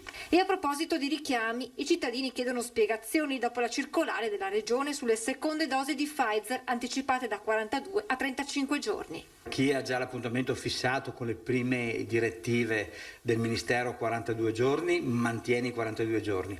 Chi farà Pfizer da oggi in poi chiaramente avrà i 35 giorni. Questi quindi i chiarimenti dell'ULSS 2 Marca trevigiana. Restano ancora delle criticità sulle consegne dei vaccini. Possibile che dopo tutti questi mesi non si sia raggiunto ancora un accordo a livello europeo e che restino quindi queste criticità? Razzolini. Ma sicuramente il vaccino in questo momento serve a tutti i paesi del mondo e quindi la richiesta è elevata. È anche comprensibile che non bastino per tutti e bisogna stare un attimo attenti sul recuperare questa risorsa. È anche vero che purtroppo l'Unione Europea su questo si è dimostrata abbastanza di poche soluzioni e scarsa. Io sono europeista nel senso che credo in un'Unione Europea forte a livello di esercito, a livello di politiche comunitarie, di politica estera, quindi sì, per far fronte ad altre nazioni ben più forti, penso agli Stati Uniti, alla Cina, alla Russia, è bene che ci sia un'Unione Europea forte, quindi da questo punto di vista io sono europeista, però effettivamente l'Europa poteva fare assolutamente meglio per quanto riguarda la partita dei vaccini. Baldin. Ma io mi sento di aggiungere un'altra questione relativa ai vaccini. Ho voluto sottoscrivere una risoluzione della collega Guarda di Europa Verde che parla proprio di chiedere in sostanza al governo di togliere la questione del brevetto e quindi della proprietà intellettuale sui vaccini, proprio perché i vaccini devono essere un bene comune e devono essere per tutti. Solo così, a nostro avviso, è possibile accelerare magari su questo fronte e fare in modo che arrivino effettivamente a tutta la popolazione mondiale. Chiaramente non è qualcosa che può fare il governo italiano da solo, chiaramente, ma è una questione che si sta affrontando in Europa. L'ha lanciata, come sappiamo tutti, il presidente Biden ed è una questione che dovrebbe essere valutata, a mio modo di vedere, molto attentamente, proprio per evitare in futuro, se mai dovessero ripresentarsi situazioni di questo tipo, ma speriamo di no, chiaramente, saremo forse maggiormente pronti a far fronte a un'epidemia come questa, con magari qualche dose in più, qualche lavoratore in più che può lavorare appunto sulla questione vaccinale e arrivare alla soluzione il più prontamente possibile. Rimanendo in tema di vaccini, ne abbiamo parlato anche con il presidente dell'Associazione Iesolana Albergatori Maschio nella prima parte di questa diretta. Fa bene il governatore Zaia a chiedere di poter vaccinare i turisti che arriveranno in Veneto da qui alle prossime settimane durante la stagione estiva? Razzolini. Allora, il turismo, lo abbiamo detto prima, è stato e è tuttora un settore penalizzato da questa emergenza di Covid, di coronavirus. Noi sappiamo bene che oggi non abbiamo solo un problema di pandemia, ma abbiamo un problema di tutte le conseguenze a livello di lavoro, di economia sociale ha creato questa emergenza di coronavirus, tra cui il lavoro e su questo la parte turistica. Il Veneto è la regione più forte a livello di industria del turismo, la prima regione in Italia, e il 10% del turismo, e il turismo incide appunto il 10% sul PIL, sul prodotto interno lordo della regione. Di conseguenza trovare delle soluzioni e venire incontro anche con una necessità di vaccinazione per i turisti credo che sia una proposta sensata. Dopo è ovvio che non possiamo andare a vaccinare chi viene qui per dormire una notte o per dormire un fine settimana, ma bisogna almeno avere delle garanzie temporali, cioè perlomeno che il turista che viene qui spende del tempo nel nostro territorio facendo girare un'economia e facendo magari ripartire un'economia per noi importante e di vitale importanza. Quindi credo che questo ragionamento sia più che sensato. Su questo fronte però si sono registrate delle tensioni con il commissario Figliuolo, forse le prime da alcuni mesi a questa parte. Figliuolo che ha detto di fatto alle regioni di non accelerare troppo su questo fronte. Figliuolo che poi si è rivolto anche ai vacanzieri italiani dicendo che prima c'è la vaccinazione, quindi di modulare le eventuali vacanze a seconda della campagna vaccinale. Quindi Baldin, come ne usciamo? Si troverà una soluzione condivisa con il governo a questo punto? Ma io credo di sì, ovviamente non è un tema facile quello della vaccinazione ai turisti, però credo che una soluzione la si possa trovare. Non sono contro questa ipotesi, però bisogna studiarla effettivamente bene, ecco. Però possiamo anche dire un'altra cosa. Ok, vaccinazione ai turisti, però il turista merita di trovare anche servizi efficienti, servizi di trasporto pubblico che invece in questi ultimi giorni abbiamo visto non sempre è stato all'altezza della regione più turistica d'Italia. Qui parliamo di Venezia, abbiamo credo visto tutti le immagini di vaporetti sovraffollati, risse che ci sono state a bordo proprio degli stessi vaporetti, e quindi una soluzione va trovata anche qui, perché mi preoccupa molto il fatto che con le nuove riaperture e la ripartenza che ci sarà di qui a poco arriverà solita onda di turisti a Venezia, e qui facciamo difficoltà a sfruttare l'occasione, quindi mettere in sicurezza da una parte i residenti e dall'altra far trovare dei servizi efficienti adeguati a chi vorrà trascorrere le proprie vacanze a Venezia. Questo mi preoccupa molto, direi. Abbiamo sentito anche le parole del governatore Zaia che dice in sostanza eliminiamo la percentuale del 50% di occupazione delle persone a bordo dei mezzi pubblici, però sappiamo che anche questa non può essere una soluzione, perché comunque si sta dentro a un vaporetto senza distanze, tutti con la mascherina, e quando ci sarà veramente tanto caldo e saranno ancora tutti ammassati lì dentro, ho paura che succedano ancora casi come quelli che abbiamo visto, insomma. Quindi non è un grande spettacolo, bisognerà da una parte pensare alla vaccinazione, ma anche cercare di mettere in sicurezza i nostri servizi, renderli adeguati alla regione, come dicevo, più turistica d'Italia. Razzolini, posso rispondere? Dica. No, io sono pienamente d'accordo con la collega Baldin. Infatti al posto di investire in banchi a rotelle e monopattini elettrici avrei dato un contributo, come è stato, alle regioni affinché potessero investire più risorse nel trasporto pubblico. Assolutamente sì, al posto di investire in soldi che poi sono stati, tra virgolette, buttati via, avrei investito in questo momento sul trasporto pubblico, che sarebbe tornato utile sia a tutta la parte scolastica ma anche quella lavorativa e turistica, quindi assolutamente sì. Baldin ha ovviamente il diritto di replica. Sulle solite battute di Fratelli d'Italia sui banchi a rotelle, che ormai non fanno più ridere nemmeno gli stessi Fratelli d'Italia, dai. Diciamoci la verità una volta per tutte. I dirigenti scolastici stessi hanno fatto le richieste dei banchi a rotelle, chi li ha richiesti li ha avuti, chi non li ha richiesti ovviamente non li ha avuti. Poi se non sono stati utilizzati, questo è un altro discorso, e c'è la Corte dei Conti che indaga su queste faccende. Diciamo che il tema dei banchi a rotelle ha avuto forse il suo tempo. Cambiare registro forse adesso. Lei dice, ma ecco, rimanendo sempre in ambito scolastico e dei trasporti, il nodo poi alla fine a chi compete? Perché su questo c'è stato un continuo scaricabarile fra istituzioni, sia a livello nazionale, locale. Dove sta il punto? Razzolini.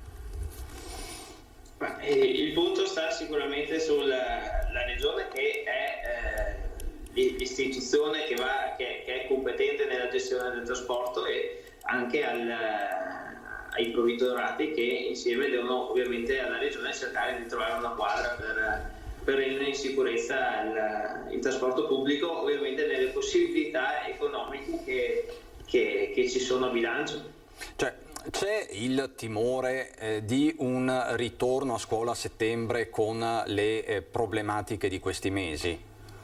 Baldina, lei come la vede da questo punto di vista?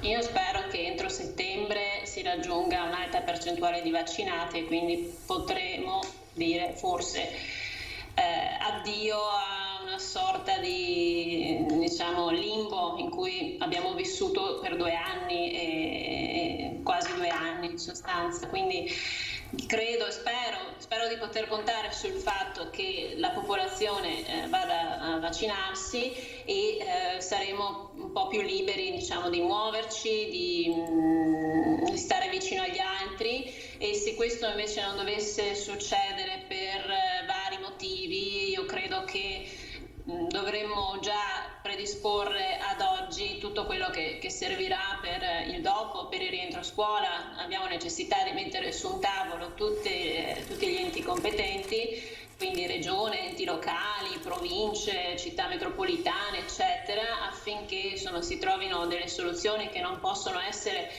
quelle di qualche mese fa, che non hanno evidentemente funzionato, perché ci siamo ritrovati con le stesse problematiche di prima, pur sapendo che il problema c'è ancora, e credo che errare sia umano, perseverare, come si dice, è diabolico. Diciamo che comunque andiamo verso una nuova normalità, perché proprio ieri il presidente dell'Istituto Superiore di Sanità Brusaferro ha di fatto confermato che si dovrà fare anche la terza dose. Non c'è ancora una tempistica, ma ci sarà da programmare anche questo nuovo appuntamento che coinvolgerà tutte le persone che si sono vaccinate, quindi la macchina resta in piedi, non è una variabile da poco questa, Razzolini?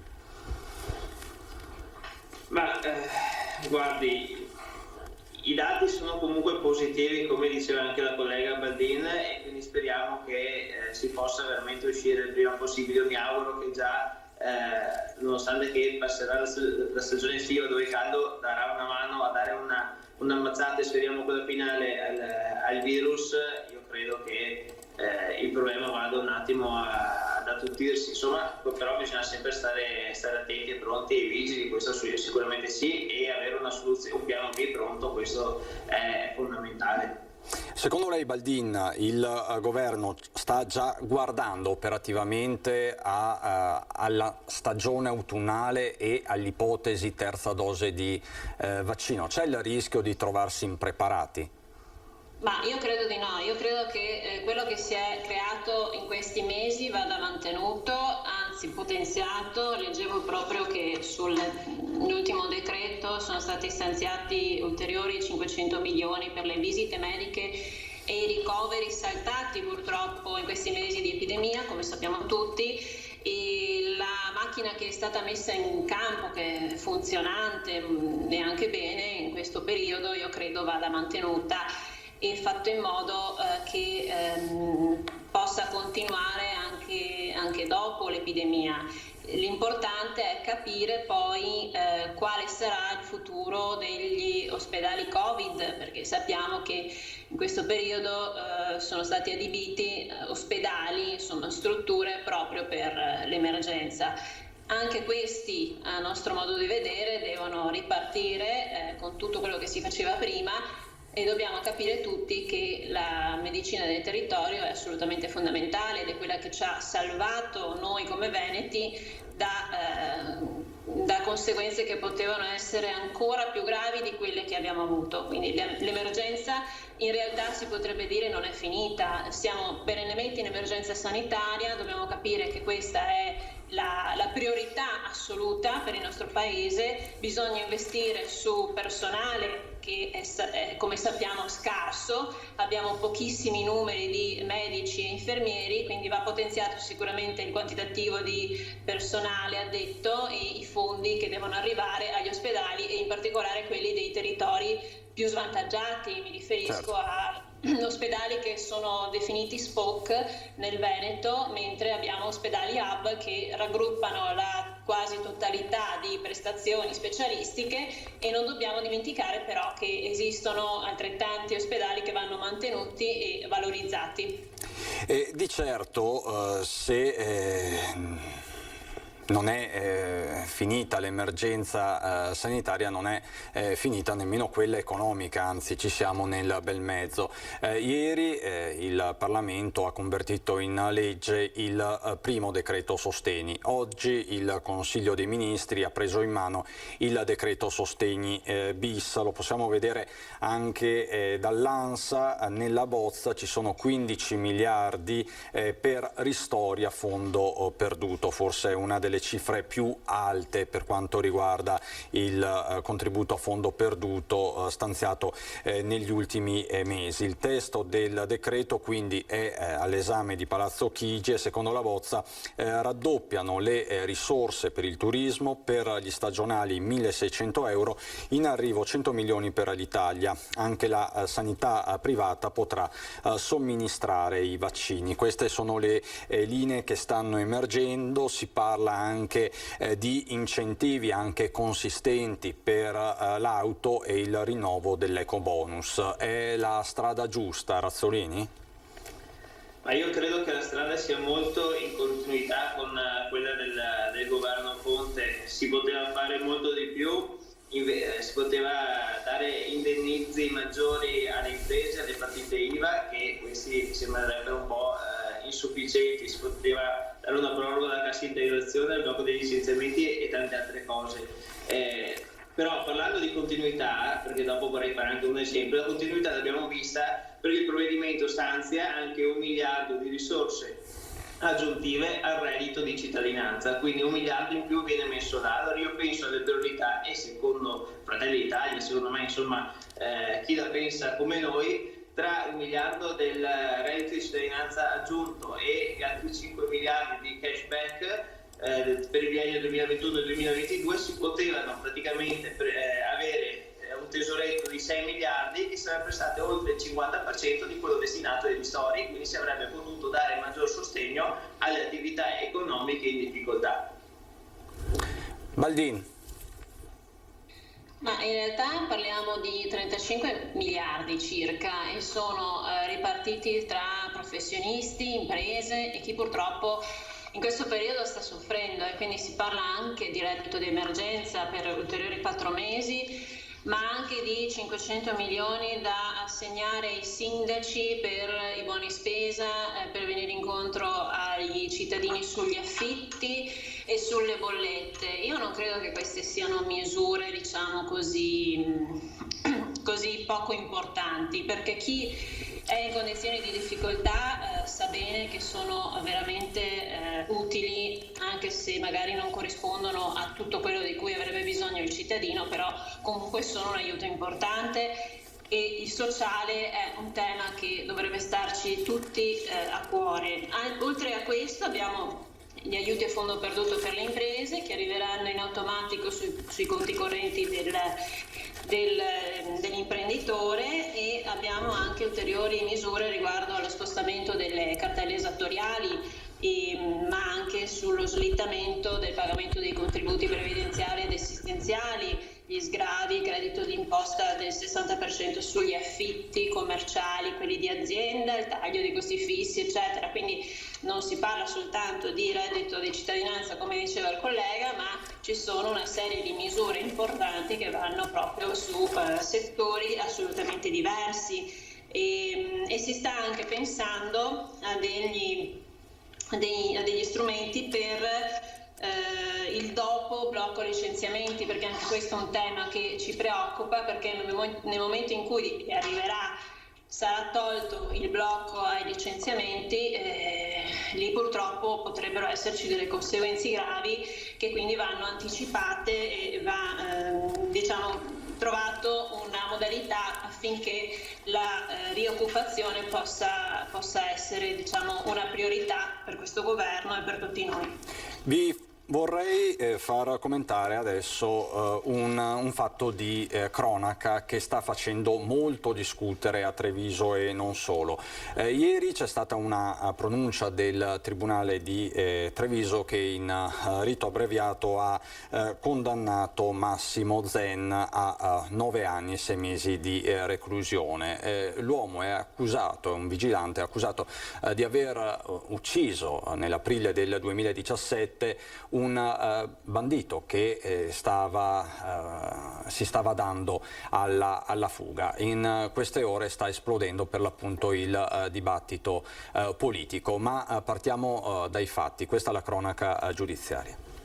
9 anni e 6 mesi, questa è la condanna inflitta in abbreviato a Massimo Zen, la guardia giurata che nella primavera del 2017 a Barcona di Vedelago uccise Manuel Maior, giostraio di 36 anni in fuga con 2 complici dopo una serie di colpi in alcuni sportelli bancomat della zona. Confermata quindi l'ipotesi della procura di omicidio volontario, procura che pure al termine della requisitoria aveva chiesto 14 anni. Il vigilante è stato anche condannato al versamento di una provvisionale immediatamente esecutiva di 180.000 euro. Al pronunciamento della sentenza ha assistito lo stesso Zen.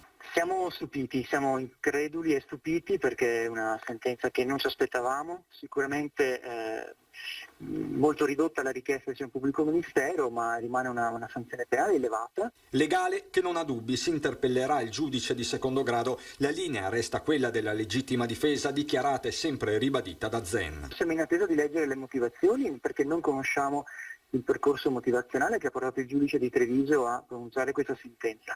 Appena avremo le motivazioni ci metteremo subito a lavorare per l'appello.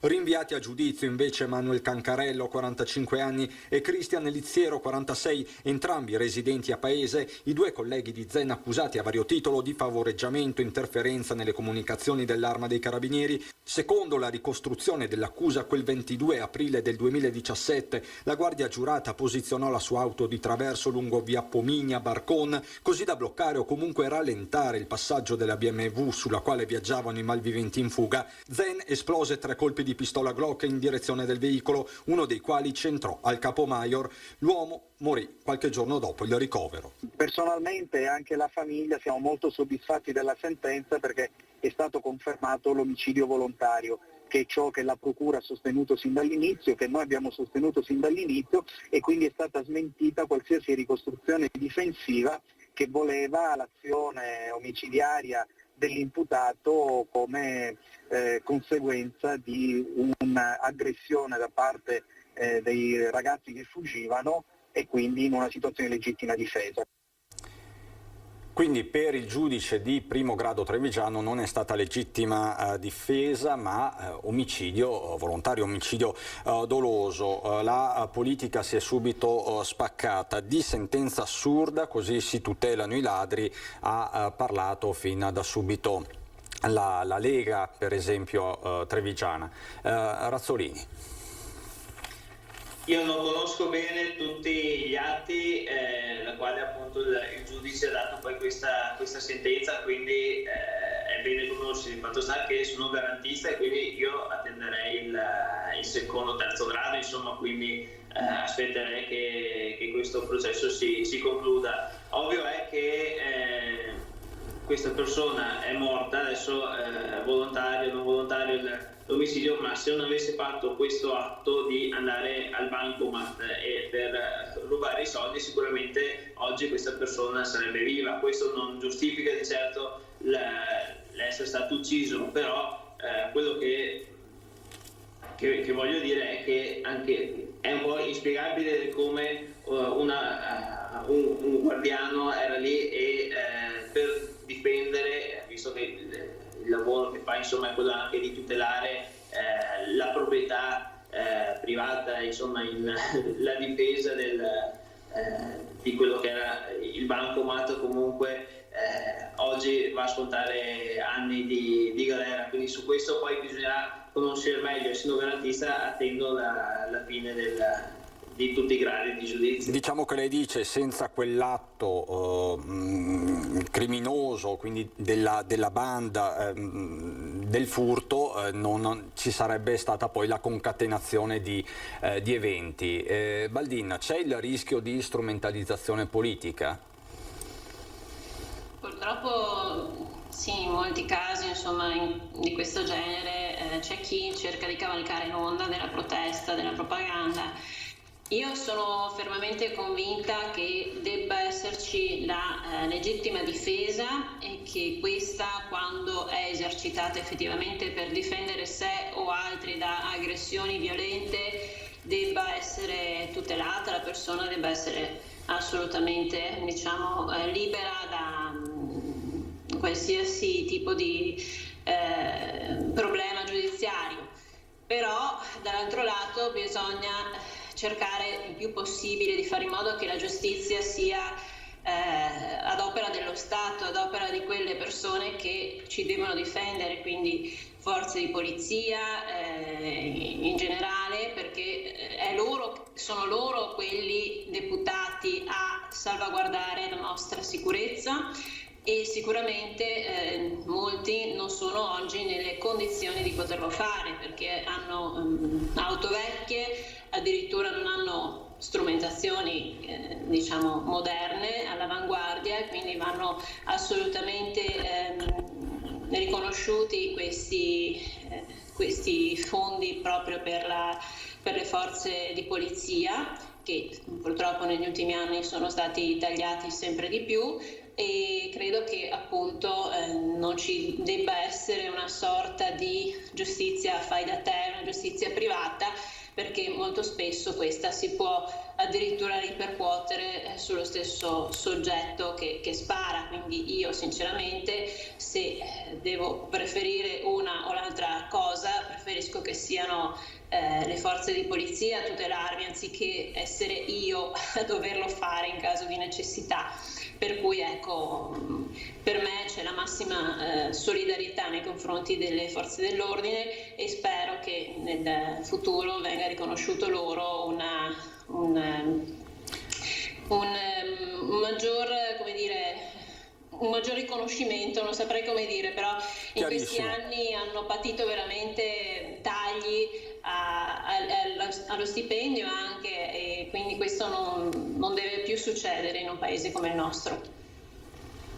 Comunque, se posso aggiungere... Sì, Razzolini, prego. Se posso aggiungere, alla base di tutto ciò c'è un problema italiano, che è quello della certezza della pena, perché se questi fatti continuano anche a verificarsi nel tempo, è proprio perché chi si comporta così pensa o immagina che nel nostro paese le cose bene o male gli andranno bene, o comunque tutto sommato non sconterà così tanto carcere e tanta punizione, mettiamola tra virgolette. Quindi quello che secondo me sarebbe utile e buono per la nostra nazione, anche in grado di giustizia, è certezza della pena e anche tempi corretti, perché quando poi, se è vero che sei giustizialista e che vai giù in maniera punitiva nel breve termine, quando poi la gente di tutte le nazionalità capisce che in Italia le cose funzionano in un determinato modo e che o ti metti in riga o ti metti in riga, nel tempo e quindi nel medio e nel lungo termine invece è anche un discorso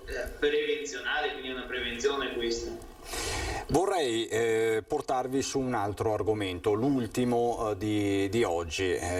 Fa discutere, sta spaccando la politica a livello nazionale e pure locale. Il DDL Zan, quindi il disegno di legge che andrà a punire i reati, crimini d'odio contro le cosiddette minoranze LGBT, ma anche soggetti con disabilità.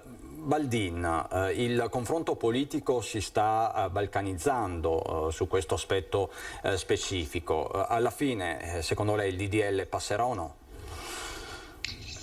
Ma io credo di sì, anche su queste questioni vedo che c'è abbastanza dibattito, a volte qualche preclusione. Il dibattito fa sempre bene perché permette di trovare, diciamo, la linea di compromesso utile a tutte le parti, quando però si cerca di strumentalizzare questa cosa non va abbastanza bene. E credo che questa proposta di legge, che è stata prima firma Zan, ma in realtà hanno collaborato anche esponenti del Movimento 5 Stelle, faccia bene al Paese. Lo ricordiamo per chi magari non ha sotto mano il disegno di legge. Non si tratta di aumentare, diciamo, le norme, ampliare le norme, ma semplicemente di ampliare la platea di persone che sono soggette a discriminazioni o forme di violenza razziale, etnica e sessuale. Quindi, come giustamente diceva lei, la proposta di legge va a garantire non solo chi è omosessuale o transessuale, ma anche donne, disabili e quindi tutta una platea più ampia di persone, va ad ampliare quella che era la legge Mancino del 93, questo per completezza di informazione. Poi diciamo che si fa della strumentalizzazione su questa legge, in quanto si dice si va a creare un reato d'opinione. Non è proprio così, perché se si legge bene l'articolato di questa proposta di legge si capisce che l'intento è soltanto quello di mettere un freno all'istigazione e alla propaganda sull'odio razziale e anche nei confronti di quelle persone, come citavo prima, che sono in condizioni di inferiorità e quindi meritano una tutela maggiore. Razzolini. Allora, premetto che né io né il mio partito siamo omofobi, però quello che noi riteniamo è che se questa legge, se questo disegno di legge, seppur partito con una visione comunque corretta, che è quella di dare un'uguaglianza e un rispetto a tutti quanti, anche chi magari la pensa e altri orientamenti personali,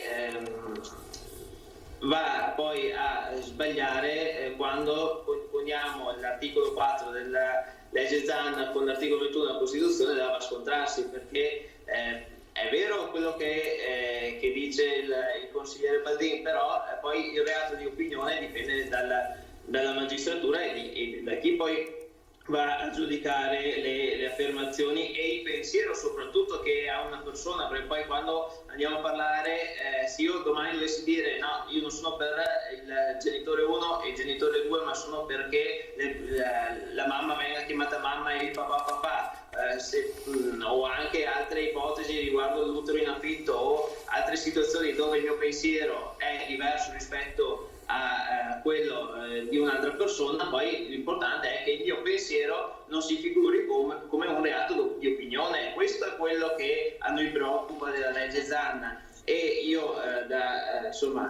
quello che so, la nostra Costituzione come il nostro codice penale ad oggi comunque tutelano tutte le persone, perché la cosa importante è che una persona sia tutelata in quanto civile, in quanto essere umano, a prescindere poi dalle inclinazioni, dalla razza, dalle inclinazioni sessuali, da tutto quello che si vuole. Assolutamente tutte le persone meritano la stessa tutela. Diciamo che voi siete preoccupati per la cosiddetta ideologia gender di cui tanto si parla.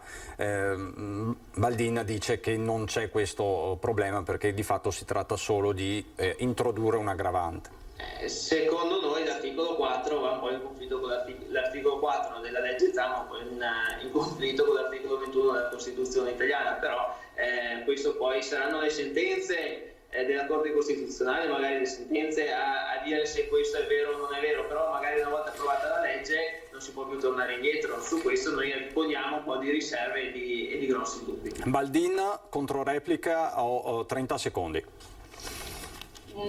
Bisognerebbe leggere l'articolo 4 per capire che quanto affermato dal collega non corrisponde alla realtà dei fatti, perché specifica proprio che è salva la libera espressione di convincimenti e opinioni, nonché le condotte legittime riconducibili al pluralismo delle idee o alla libertà delle scelte. Questa è proprio detta clausola purché non idonea a determinare il concreto pericolo del compimento di atti discriminatori o violenti. Bisogna capire cosa si intende. Stiamo dicendo che chi compie atti violenti discriminatori va salvato, va tutelato.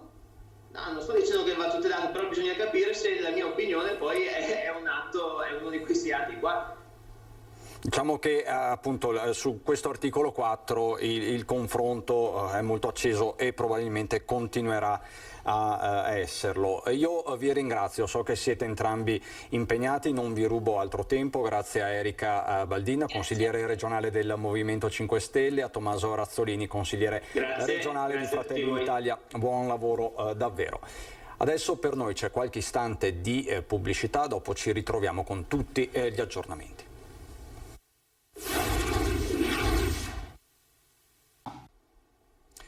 Di nuovo in diretta per gli ultimi aggiornamenti di cronaca per questa prima parte di diretta. Si terranno lunedì i funerali di Luciano Paro, lo ricorderete, il 76enne falciato e ucciso da un'auto pirata. Era lunedì, 2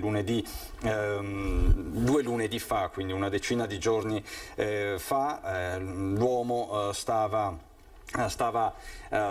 passeggiando tranquillamente a bordo strada in zona via Podgora, alle porte di Treviso. È stato investito da questa auto che poi si è data alla fuga. La polizia locale è risalita a un 40enne, piccolo imprenditore kosovaro di Istrana, che poi però si è dato alla macchia e risulta irreperibile. I funerali quindi si terranno lunedì 26 maggio alle 15:30 nella chiesa di Sant'Antonino. Arriva un appello anche dei familiari a questo imprenditore 40enne kosovaro, un appello a costituirsi, a farsi avanti, ad assumersi le proprie responsabilità. Questo sul fronte della cronaca. Vi ricordo in ultimissima battuta i dati di giornata della vaccinazione e del contagio, dati che sono stati diffusi dall'assessore Lanzarina, che oggi ha tenuto la conferenza stampa all'unità di crisi di Marghera. Nelle ultime 24 ore sono quasi 30.000 le dosi somministrate, 14.000 le prime dosi, 15.000 i cicli completati. Ma vi lascio con questo dato è molto importante perché finalmente dopo tanto tempo i posti letto occupati nelle terapie intensive sono sotto i 100, quindi 99 posti letto occupati nelle terapie intensive del Veneto, di questi 74 ancora positivi al virus, 25 che si sono negativizzati. Una soglia, dicevamo, psicologica, ma resta il fatto che sono 99 persone in terapia intensiva, e questo ci deve far riflettere su un'emergenza che sì, forse sta finendo, ma che emergenza resta. Noi rientriamo in diretta alle 18:30 con il telegiornale regionale. Saluto e ringrazio dalla regia Italo Morao e Tony Esposito. Grazie davvero per l'attenzione e buon proseguimento di giornata.